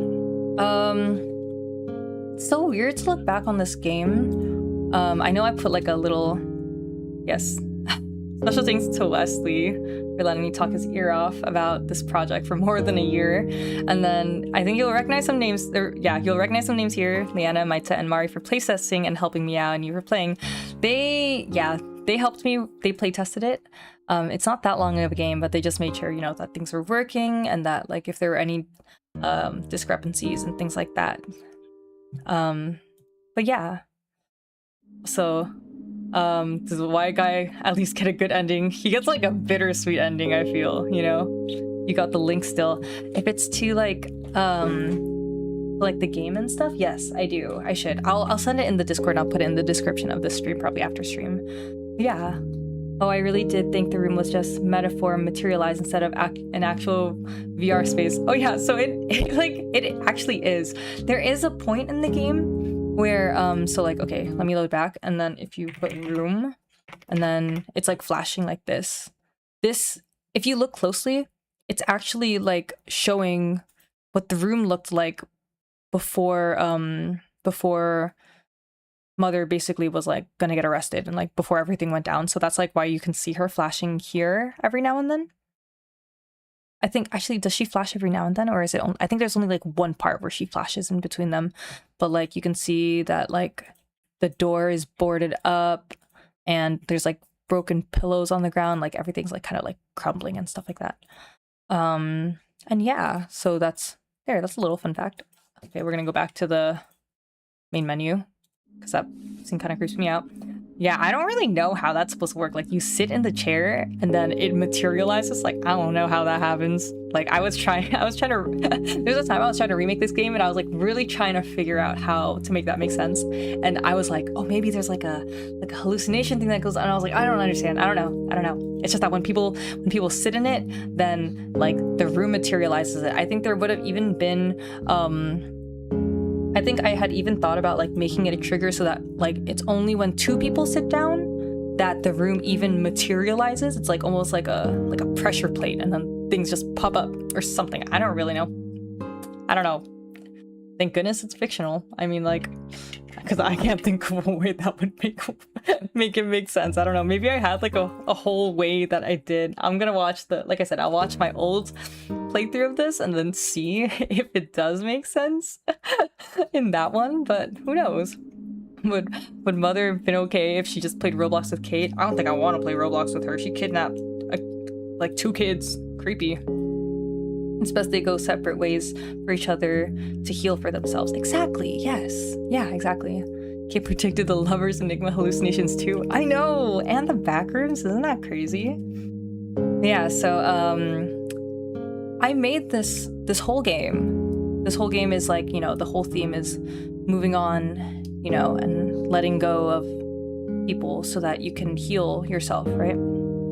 So if it's not overstepping, would you say this project was a watered-down mixture of many things or a boiled-down concentration of many thoughts? Yes! Of course, also, it's not overstepping. Because yes, I actually am going to be talking a lot about, or like analyzing my, kind of like my state. So if you guys have questions about like, you know, that kind of thing, like what Metal had asked, please do ask, because I'm going to get into it, and I might ramble a little bit, so... yeah. So yes, it was very much a thing, you know, like a product of things I was going through at the time. This is actually based on a short story that I wrote years and years ago, where I was, oh my goodness, I was really young when I wrote this short story. I was maybe, you know what, let me pull it up. I have it still on. I wasn't like a super young kid, but like I was like in middle school, I want to say. So okay, let me see. Okay, found it. Okay. Oh, I guess I wasn't super young. Oh no. Okay, I rewrote it in 2018. The original, I literally have it here on my document. I literally have it here. It says, oh wait, no, I think I have the original. Nope. I don't have it in the original. The original one was, it says written so long, yeah, no, it does. It says written so long ago that I have no idea. It's a word for word. I put originally written so long ago. I have no idea, bro. Oh my goodness. But this had to have been, okay, there was a summer I spent with my cousins and things like that, like with Mari. See, I've known Mari for forever, right? She's like one of my best friends in the whole world. Oh my goodness, it's RJ. Hello, RJ. Go to sleep. So yeah, we had this one summer when we were kids, and we were like 11 and 12, and it's funny because we spent it on Minecraft, and like that was like the best summer of our lives. We used to talk about it so much, and then, you know, that obviously that summer passed, and like we really, like we made some friends, you know. There were people that were older than us who was on the server that we were going on, and when we left that server, like when it died down, it was really hard, I think, for us to process that part of our lives, like something that made us so happy was over, right? Like it was really hard for us to process through that. So it was, there were like a few of us, and every so often we'll talk about it now, but we used to talk about this like constantly. Like that's how much it struck us. Right? Like that's how influential this summer was to us. And I really do think that summer of 2012 was like, it encompasses basically it feels like it really did encompass like my childhood, or like it's like this golden memory of my childhood where I was just, it's funny because I was just in a room playing Minecraft with my cousins, and yet that was like one of the most influential things in my life, right? So yeah, so that is where the original story came from. It was a story where I was trying to process, you know, as as a kid, like I was still very much a kid, like a very young, teenager, like I want to say like 13 or something, but I was still a kid, right? And I wrote that story, and it was just about these two people in a room, and they were saying like, yeah, like we were so happy back then, and like we're trying to find a way to be happy again and to be happy like we were during that time, which obviously, in the story it's like very vague and like saying like you don't really know what they're talking about, but in the context of, me writing this, I was writing specifically about that summer that I spent as a kid and how it was gone, and we had to move on from it because that's just how life works. Like, you grow up and you move on from people that you may have been with. So yeah, that was the original story. And then I rewrote it in 2018, and the context of it kind of changed because I think when I rewrote it, my family was going through like a really big loss. We had lost our grandmother, so like the matriarch of our family, and my family was like very, very like my I want to say like my cousins, my cousins and my aunties and uncles, all of us were super, super close. And then my grandmother passed away, and all of us were really close to her, like in our own personal ways. So when she passed away, all of us were kind of dealing with this grief all separately. And we were trying to figure out, like how to even process that, right? And like how to even come together to process something like that, because that was like a really big loss. And so I rewrote this story, obviously because it was also, based on the same people that I had written the original story about, right? So like, not only had we, gone through that one summer, 2012, but now there was like, before my grandmother passed away, there was another summer that we had spent where all of our family was just constantly over at my house, and because they were taking care of my grandmother, and so all the cousins were just constantly together, constantly like spending time with each other like every single day. And then so that was like, I would say like the second quote unquote like golden time of my life, right? Like, and it was that room. So the room that is being depicted right now, this room, was my room when my grandmother was living with us, because she passed away in our house. And this room was my room. Literally this window was the window of my room. I'm like laughing because like I promise I'm not being like super, super emotional about this because I processed everything. But yes, so this whole room was my room, and I had like the format of it and everything was based on my room. And before my grandmother passed away, we had actually switched rooms. So the room that she was staying in and the room that I was in, this room, were switched. So when she passed away, she actually had passed away in this room. So that was also like another connection with this room in particular, because before she had passed away, like that second, I guess you could call it the second summer that we had spent with all my family together, a lot of my cousins would be in this room specifically, and we'd all just be hanging out. And like I have a lot of memories of being in here with Mari and us just like hanging out and stuff, like just being on my bed playing video games and things like that.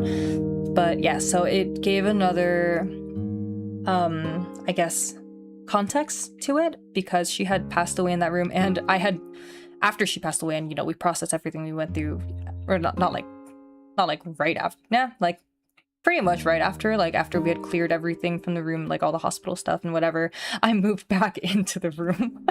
It wasn't like creepy for me or anything like that. Like I never really thought about it, honestly, until I had moved out. I don't know if that was just like my brain just didn't want to process it or something like that. But yeah, so I moved back into the room, and that's when I started writing the story. So I guess subconsciously I was kind of processing it, even though, I wasn't vividly going like, oh my gosh, like I'm in the room where she spent her life. Yeah, like I wasn't like that. I'm so sorry for your loss. Thanks for sharing this with us. I know how much it must have been a lot. Thank you, Finley. I really appreciate that. Thank you so much for saying that. But yeah, like everything that I'm saying, it very much is something that I have already processed. You know what I mean? So I'm okay speaking about it. Like, don't worry. If you're watching this and like any people watching this in the future, don't worry. Okay, I'm chill. I swear. I'm just explaining it. I promise. But yes. So that is the context of the room, and that is kind of the grief that comes behind the theme of moving on from this room. And so the whole thing with like, with Mother and like her kidnapping things and stuff, I don't really know if I had an explanation for it at the time, but looking back at it now, I feel like it kind of almost feels like I had written, this figure that had taken them away from the childhood. That's like very metaphorical for, a stolen childhood, or like, how a traumatic event can steal your childhood away. And, like of course, you constantly want to go back to that state of being as happy as you were before that had happened. So you seek it out in whatever way you can, even if it means hurting yourself, so that you can relive that memory that makes you so happy, right? I think that was kind of the intent behind the Mother figure, even though she very much is like an antagonistic figure. And I wrote it so that Wyatt and Charlotte were kind of opposite of each other, right? Like, Wyatt is the one that does not want to move on from the room. He wants to stay and be happy forever with this memory, and he wants Charlotte to never move on with him. But Charlotte very much does want to move on from him. She doesn't understand why he doesn't want to move on from it until finally, at the end of the game, in the true ending, she finally realizes that, like, this is his way of trying to be happy. This is why he's faking everything. This is why he made the room. And the only way that she can heal from it is if she leaves him and she moves on. Like, there's no other way for her. Like, I'm sure, like, if you think outside the box, you could probably think of a way, but in the context of the game, there literally is no other way for her to move on from it without leaving him behind. And, because, he very much is an adult that can choose his own decisions. And, like, yeah, sometimes that's just how it is, right? Like, you have to do what's best for yourself, even if it means hurting somebody that had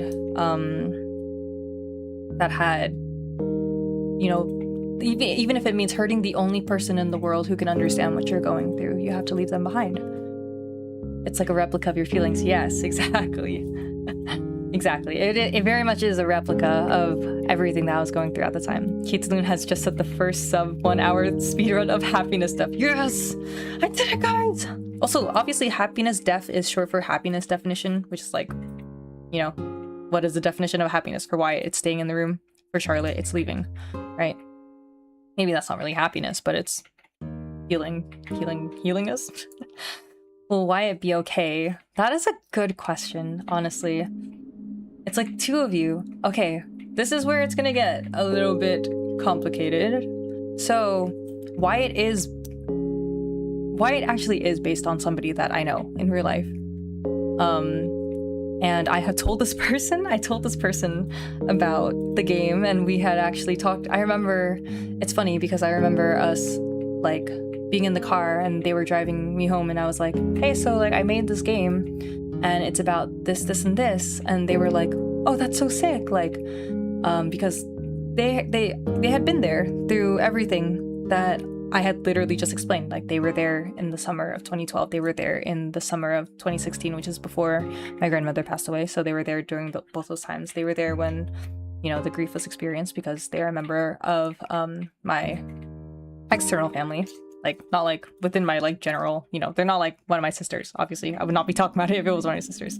But yes, they were part of my family. And so I told them, like, hey, like, like, there's this character I based on you. And, yeah, so, and I've kind of talked about it before, that this person I no longer consider to be actively part of my life. And it's just ironic, because I made this game 4 years ago. Oh. And, it very much is about moving on from trauma and having to let go of people that, even if they are the only ones in the world that can understand what you're going through, like, if the way that they are coping with something does not work, or it's not healthy for you, then you have to let them go. And so that actually, ironically, was what actually ended up happening with me and this person. And I was like, after everything, obviously I'm not going to get into it because, you know, that's personal and I don't want to air out like stuff like that. But after everything had happened between me and this person, and, you know, I had like settled it with myself because I never really got to verbally say it with them. After I had settled it with myself that this would be something that like a relationship, a friendship that I would not be continuing. And then I was like, shoot, this is like so weird that that is exactly how Happiness Death ended. It ends with Charlotte leaving this person behind. And it really made me wonder, you know, because I've been friends with this person for years, like years and years and years. And I know how this person is. I'm sure this person knows to an extent how I am. And it just made me think, like, maybe subconsciously, you know, I had like the answer the entire time. And it took me another 4 years until I kind of resolved it for myself, when really I literally made a whole visual novel about the, you know, the answer I could have taken and could have, you know, like I could have gone down that route a long time ago. And I think it's just really funny that it was literally right in front of my face and I made it. And it's only really now that I'm realizing that, right? Like, oh, how crazy is that? It is so weird. But yeah, so that is like a whole aspect of moving on. And looking back at this game now, I feel like I very much do want to give Wyatt a happy ending, because I was very critical of him. Like, as you can see in my character analysis of him, literally that I did, I was like, yeah, I'm fine with Wyatt not having a good ending and da da da da da. But I feel like if I were to go back and, you know, maybe not remake this, because I think that the characterization for this game at least was pretty good for them in particular, but if I were to make a sequel, I think I would have wanted to give Wyatt a happier ending, because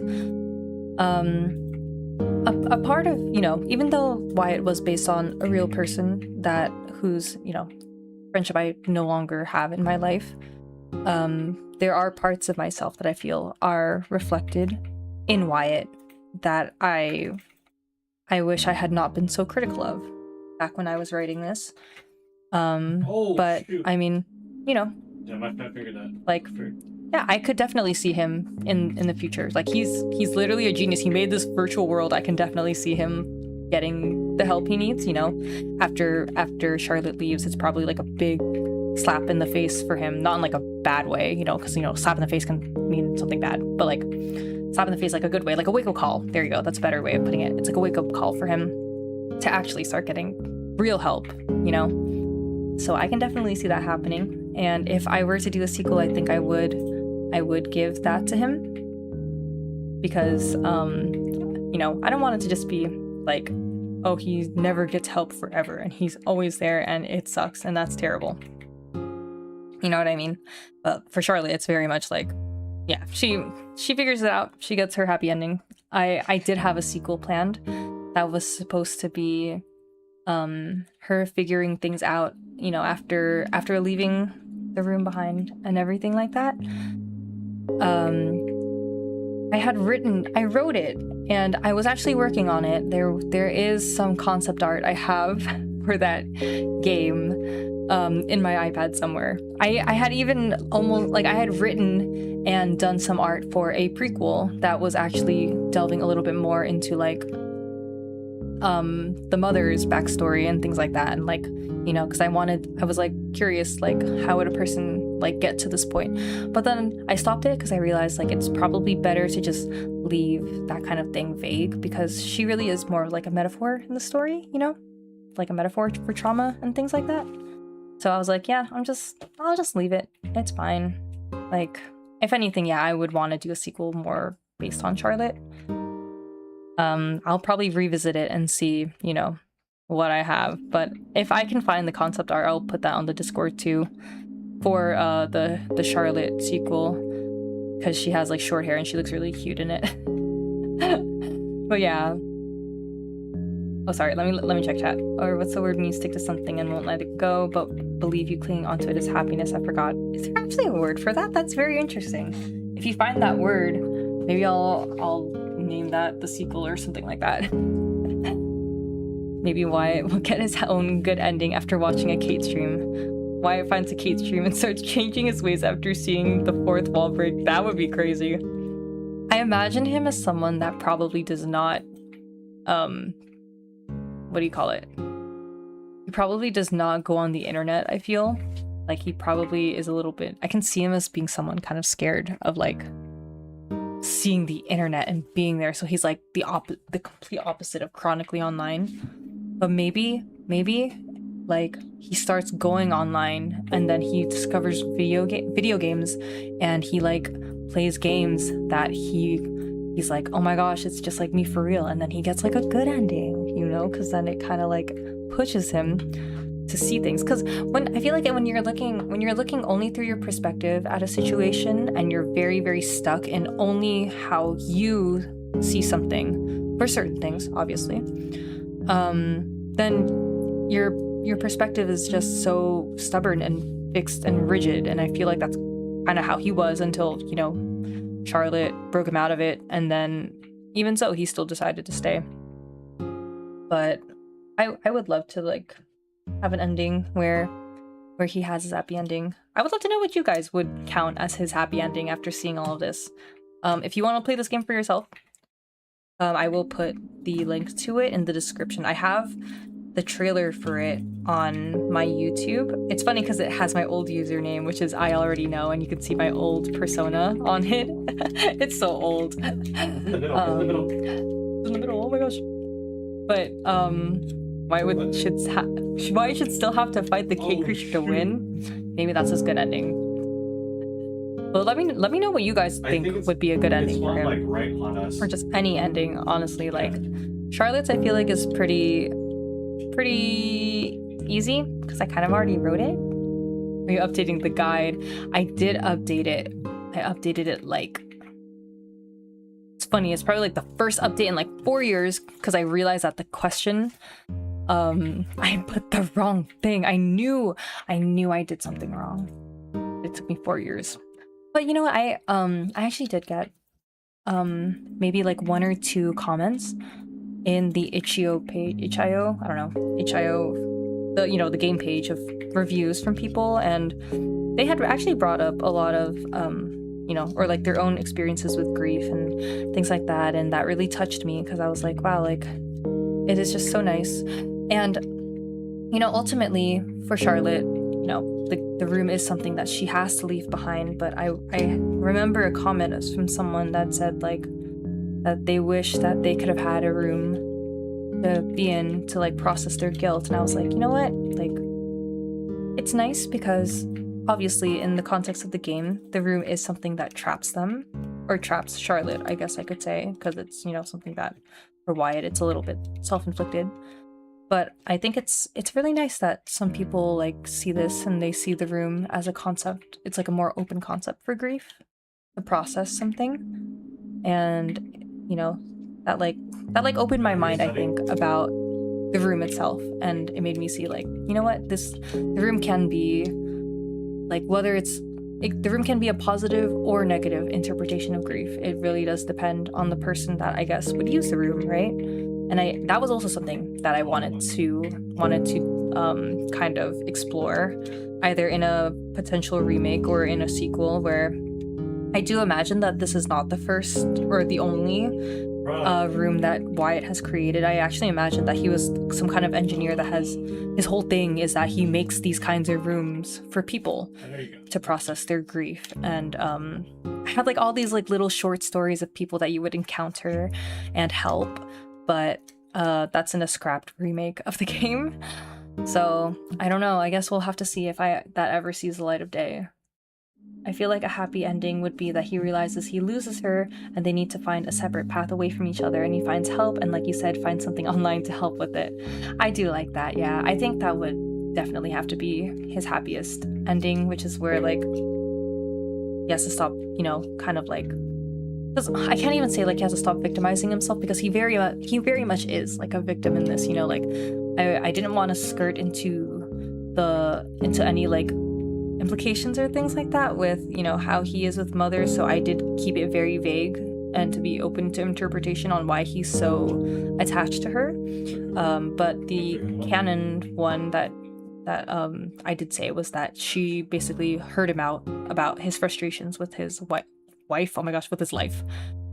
So that is like why he's so attached to her. But if, you know, it's like if you lose the only person that has experienced something like this with you, because, you know, the way that you're coping with it is so unhealthy that they just can't be with you anymore, like, what would you do, right? Like, would you stay in that situation? Like, would you feel justified to stay, or could you gain the courage and move on from it? Like, that's also like another question. I feel like the answer might seem pretty obvious, but, you know, like, when you really think about it, do you feel like even that person leaving, like, would that further prove your point in your head, or do you think that would be something that would snap you out? I don't know.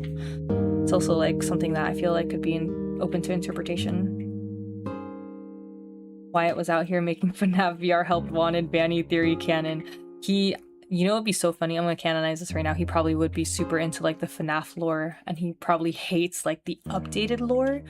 But I think he probably would like the idea of like Remnant and like the novel stuff. I don't think I ever really got into like the novel lore. I've only really like barely heard about it, but I feel like Wyatt would really be into that. And I could see him like fighting to like be like, no, the books are canon, all the books are canon and stuff like that. I think that'd be hilarious, honestly. I'd probably fight with him, but, you know, he just needs to find himself, not this Mother person. Wyatt has a wife canon. No, he does not. You think this guy could get married? I don't think he could get married to anyone. Keep him away from potentially dating any person until he is cleared, please.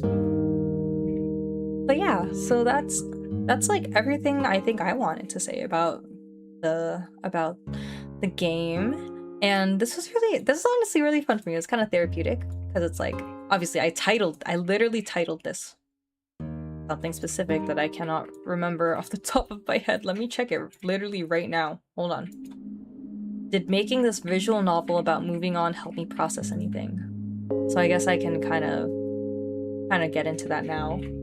I honestly think it did, because, you know, I've explained every aspect of it that was influenced, right, by things. You know what's funny? Here's like one more Easter egg. Hold on, it's going. You look here, 125. I think that was the date that my grandmother passed away too. I'm pretty sure, or it was like the day after or something. No, she passed away in February. No, actually no, I take that back. It was, well, I think it was February. It was either the day she passed, or it was the day that, like the actual day that I started working on this. See, it's like completely different things, but that's a little Easter egg. I don't know, maybe he could find a wife who helps him get better. Reminds me of a Mafia storyline. That would be an insane storyline. Fanfictions of that one. That would be crazy. But yeah, as for whether this visual novel helped me process anything, yeah, definitely it did. This whole thing was pretty much like a therapeutic experience from the get-go, because like I said, this visual novel started as a short story that I made when I was like 13, I want to say, and then I updated it when I was around 16 or 17, I think 17, and then I turned it into a visual novel like 2020 to 2022. And looking back at it now, I can see where like a lot of the dialogue, I can see where it came from, you know? Like I can see the bits and pieces of it that came from the original story, and the pieces of dialogue that came from that story. Funnily enough, like there is a line in there about literally like the final lines where it's like, where she's like, oh, like that's your happiness, when she's talking about like when she realizes that, you know, why it's happiness is staying in the room. Originally in the very first iteration of this, like the first short story, the line is, it says when she stands, he cannot bring himself to get up with her. Her voice is clear and she doesn't look at him. That is our happiness. So like in that, she stays, you know, with him. It's like in both the original stories, in both like the short stories, she stays with him. She's never named, she doesn't have a name, but it is Charlotte, and Charlotte stays with him in both of them. And it's really only in the visual novel that, you know, she gains the autonomy to want to heal and move on from it, which I think says a lot about my mind state at the time of making this. And yeah, I really do think that writing this visual novel helped me with a lot of things, not even just with, you know, all the serious stuff that I was talking about, but it was also with the fact that this was my first game, the only game really that I've made so far. The references are crazy, I know. Yeah, I could go forever and ever. But yeah, so this was my first game that I made, and I still hold it very near and dear to my heart, even though there are parts of it that I wish, you know, that I could have worked on a little bit more, and I'm sure there was a lot of stuff that I wanted to do more, but I wanted to just finish it already, and I wanted it to just be done, so I finished it. And yeah, so it's funny. It's just like this whole thing stemmed from something that's happened more than a decade ago, and I feel like every single chapter, I guess you could say, in my life that this visual novel is inspired by, I just feel so disconnected, you could say, from the person that I was during each of those times, because I feel like I've just like developed so much as a person. Not to say, obviously, like, not to glaze myself or anything like that, oh my gosh, but I do feel very different, and it does feel like I'm looking back on a part, like a chapter of my life that I'm so far away from now, you know? So I'm glad that I made it, and it's still something. It's not something that that like hurts me or anything, you know? Like everything that I've talked about today, none of it like hurts me, I would say, because I am looking back on it with like a more mature mindset, you could say. And it's funny because even though it has all these personal connections, I feel like looking back at it, how I am now, it does just feel like a story, you know? Like it has all these references to my life and to things that happened to me, but to me now, it does feel like it is its own standalone things with influences for my life, and it's not solely, you know, a culmination of all these things that happened to me. So I would love to do a sequel on it. I would love to also write a completely different game. There are like other short stories that I have made that I am planning to turn into a visual novel. There's one in particular where you play as someone who like finds an old electronic, like a DS, and when you turn it on, you find like the game's version of PictoChat, and you're chatting with somebody through that. It's good to give yourself some credit. You come so far. Thank you, Finley. I appreciate that. But yeah, like I very much am grateful that I made this game. I think it really did give me a boost of confidence as a creator. And you know what? Like even if my 2022 self knew that I would be streaming at almost 2 a.m. for the game that I made, and you know, talking to people about it, like I am sure my 2022 self would not be able to comprehend that. Like she probably would not have been able to comprehend that I'd be, in my opinion, this successful. But yeah, so I think playing through this again was very nice because it kind of gives me a little bit of like a confidence boost, because I'm like, oh, like I really had fun making this game. I mean, it was stressful as hell. Like, don't get me wrong. I was so stressed making this thing. I wanted it to be done like 1,000,000%. And oh man, like I want to make another game. Like, there's so many stories that I wish I could turn into visual novels. I probably will end up putting the original stories in the Discord to show, you know, so that you can kind of like compare how the stories kind of came to be and things like that. And I will try to find the concept art for Charlotte's sequel that I never made, which I don't know, maybe one day I will make it. I don't really know. We'll see. But yeah, I think that's like pretty much all I wanted to say. Yeah. I love this visual novel. It's so near and dear to my heart, and I love the concept of, you know, the room being a whole thing for grief. And like, I think that the ending of it was like, it's a little cliche where it's like, you know, traumatic thing, you leave it behind. But I think, to me at least, I think this also sounds a little cliche where it's like, oh, it's not about the destination, it's about the journey.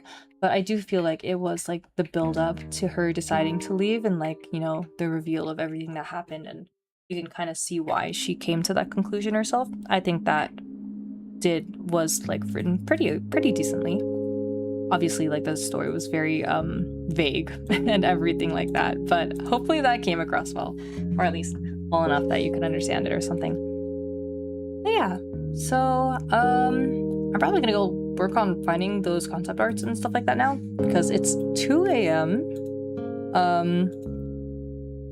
If you are still here, anybody that's still here, because I'm okay. I am glad that I ended up streaming this in a setting where there wasn't that many people watching, because I feel like I would have been 1,000,000% super omega distracted if like 12 people were on the stream and all talking at once, and I was like reading chat out loud and trying to respond to everybody and then also trying to play. I feel like it would have broken my immersion way more. So I'm very glad. Hello, Metal. I'm glad you're still here. But I'm very, very, very, very glad that since I streamed this so late, there weren't that many people that came by. And I think it helped with my own experience with it, you know? Like, yeah, it helped me to not be immersion broken, I suppose you could say. So yeah, that is pretty much it for this visual novel. If you have any other questions, you know, you can pick my brain about this game or anything that I've talked about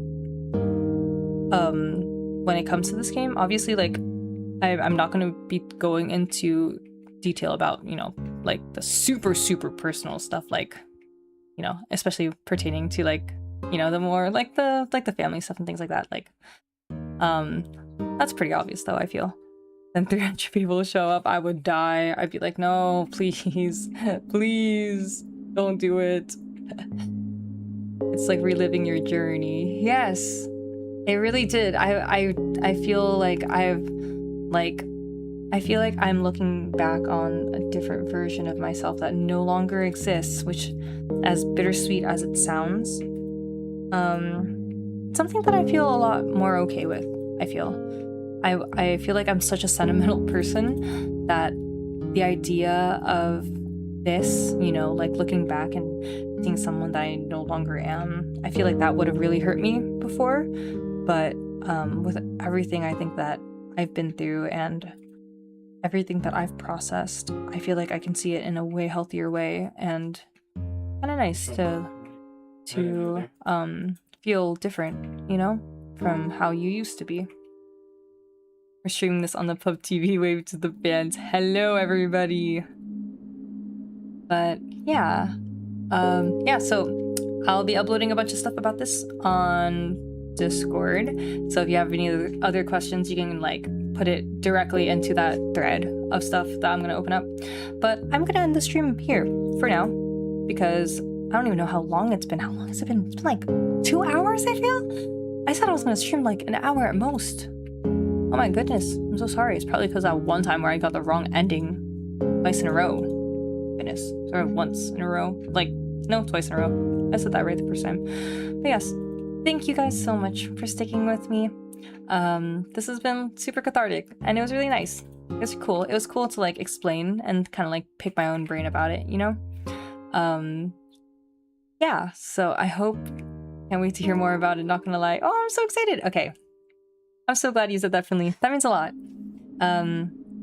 So yes, good stream, good stream. I'm so glad. Okay, so thank you guys so much for sticking with me for this, and if you're watching this in the future, I hope you're having I hope you had a great time watching this and listening to me ramble, I guess, because I'm assuming some people might be watching the VOD, because like 90% of the community did not see this because I'm streaming on a whim again. It's the latest I've ever streamed, I feel. I'm not gonna do this again, first of all, because I'm tired, I'm sleepy. But yes, thank you guys so much for being with me on stream. I'm gonna go find all that concept art and stuff like that, and I will see you guys on, actually tomorrow, now that I think about it, or today, I should say. Literally in like 12 hours, I feel? Yeah, like 12 hours, I will see you again. Until West 2. Thank you, Metal. I'll tell him you said good night. But yes, see you guys in like 12 hours for the last Minecraft stream ever. Not ever. But yes, see you guys soon. Bye-bye. Have a good rest of your night or day.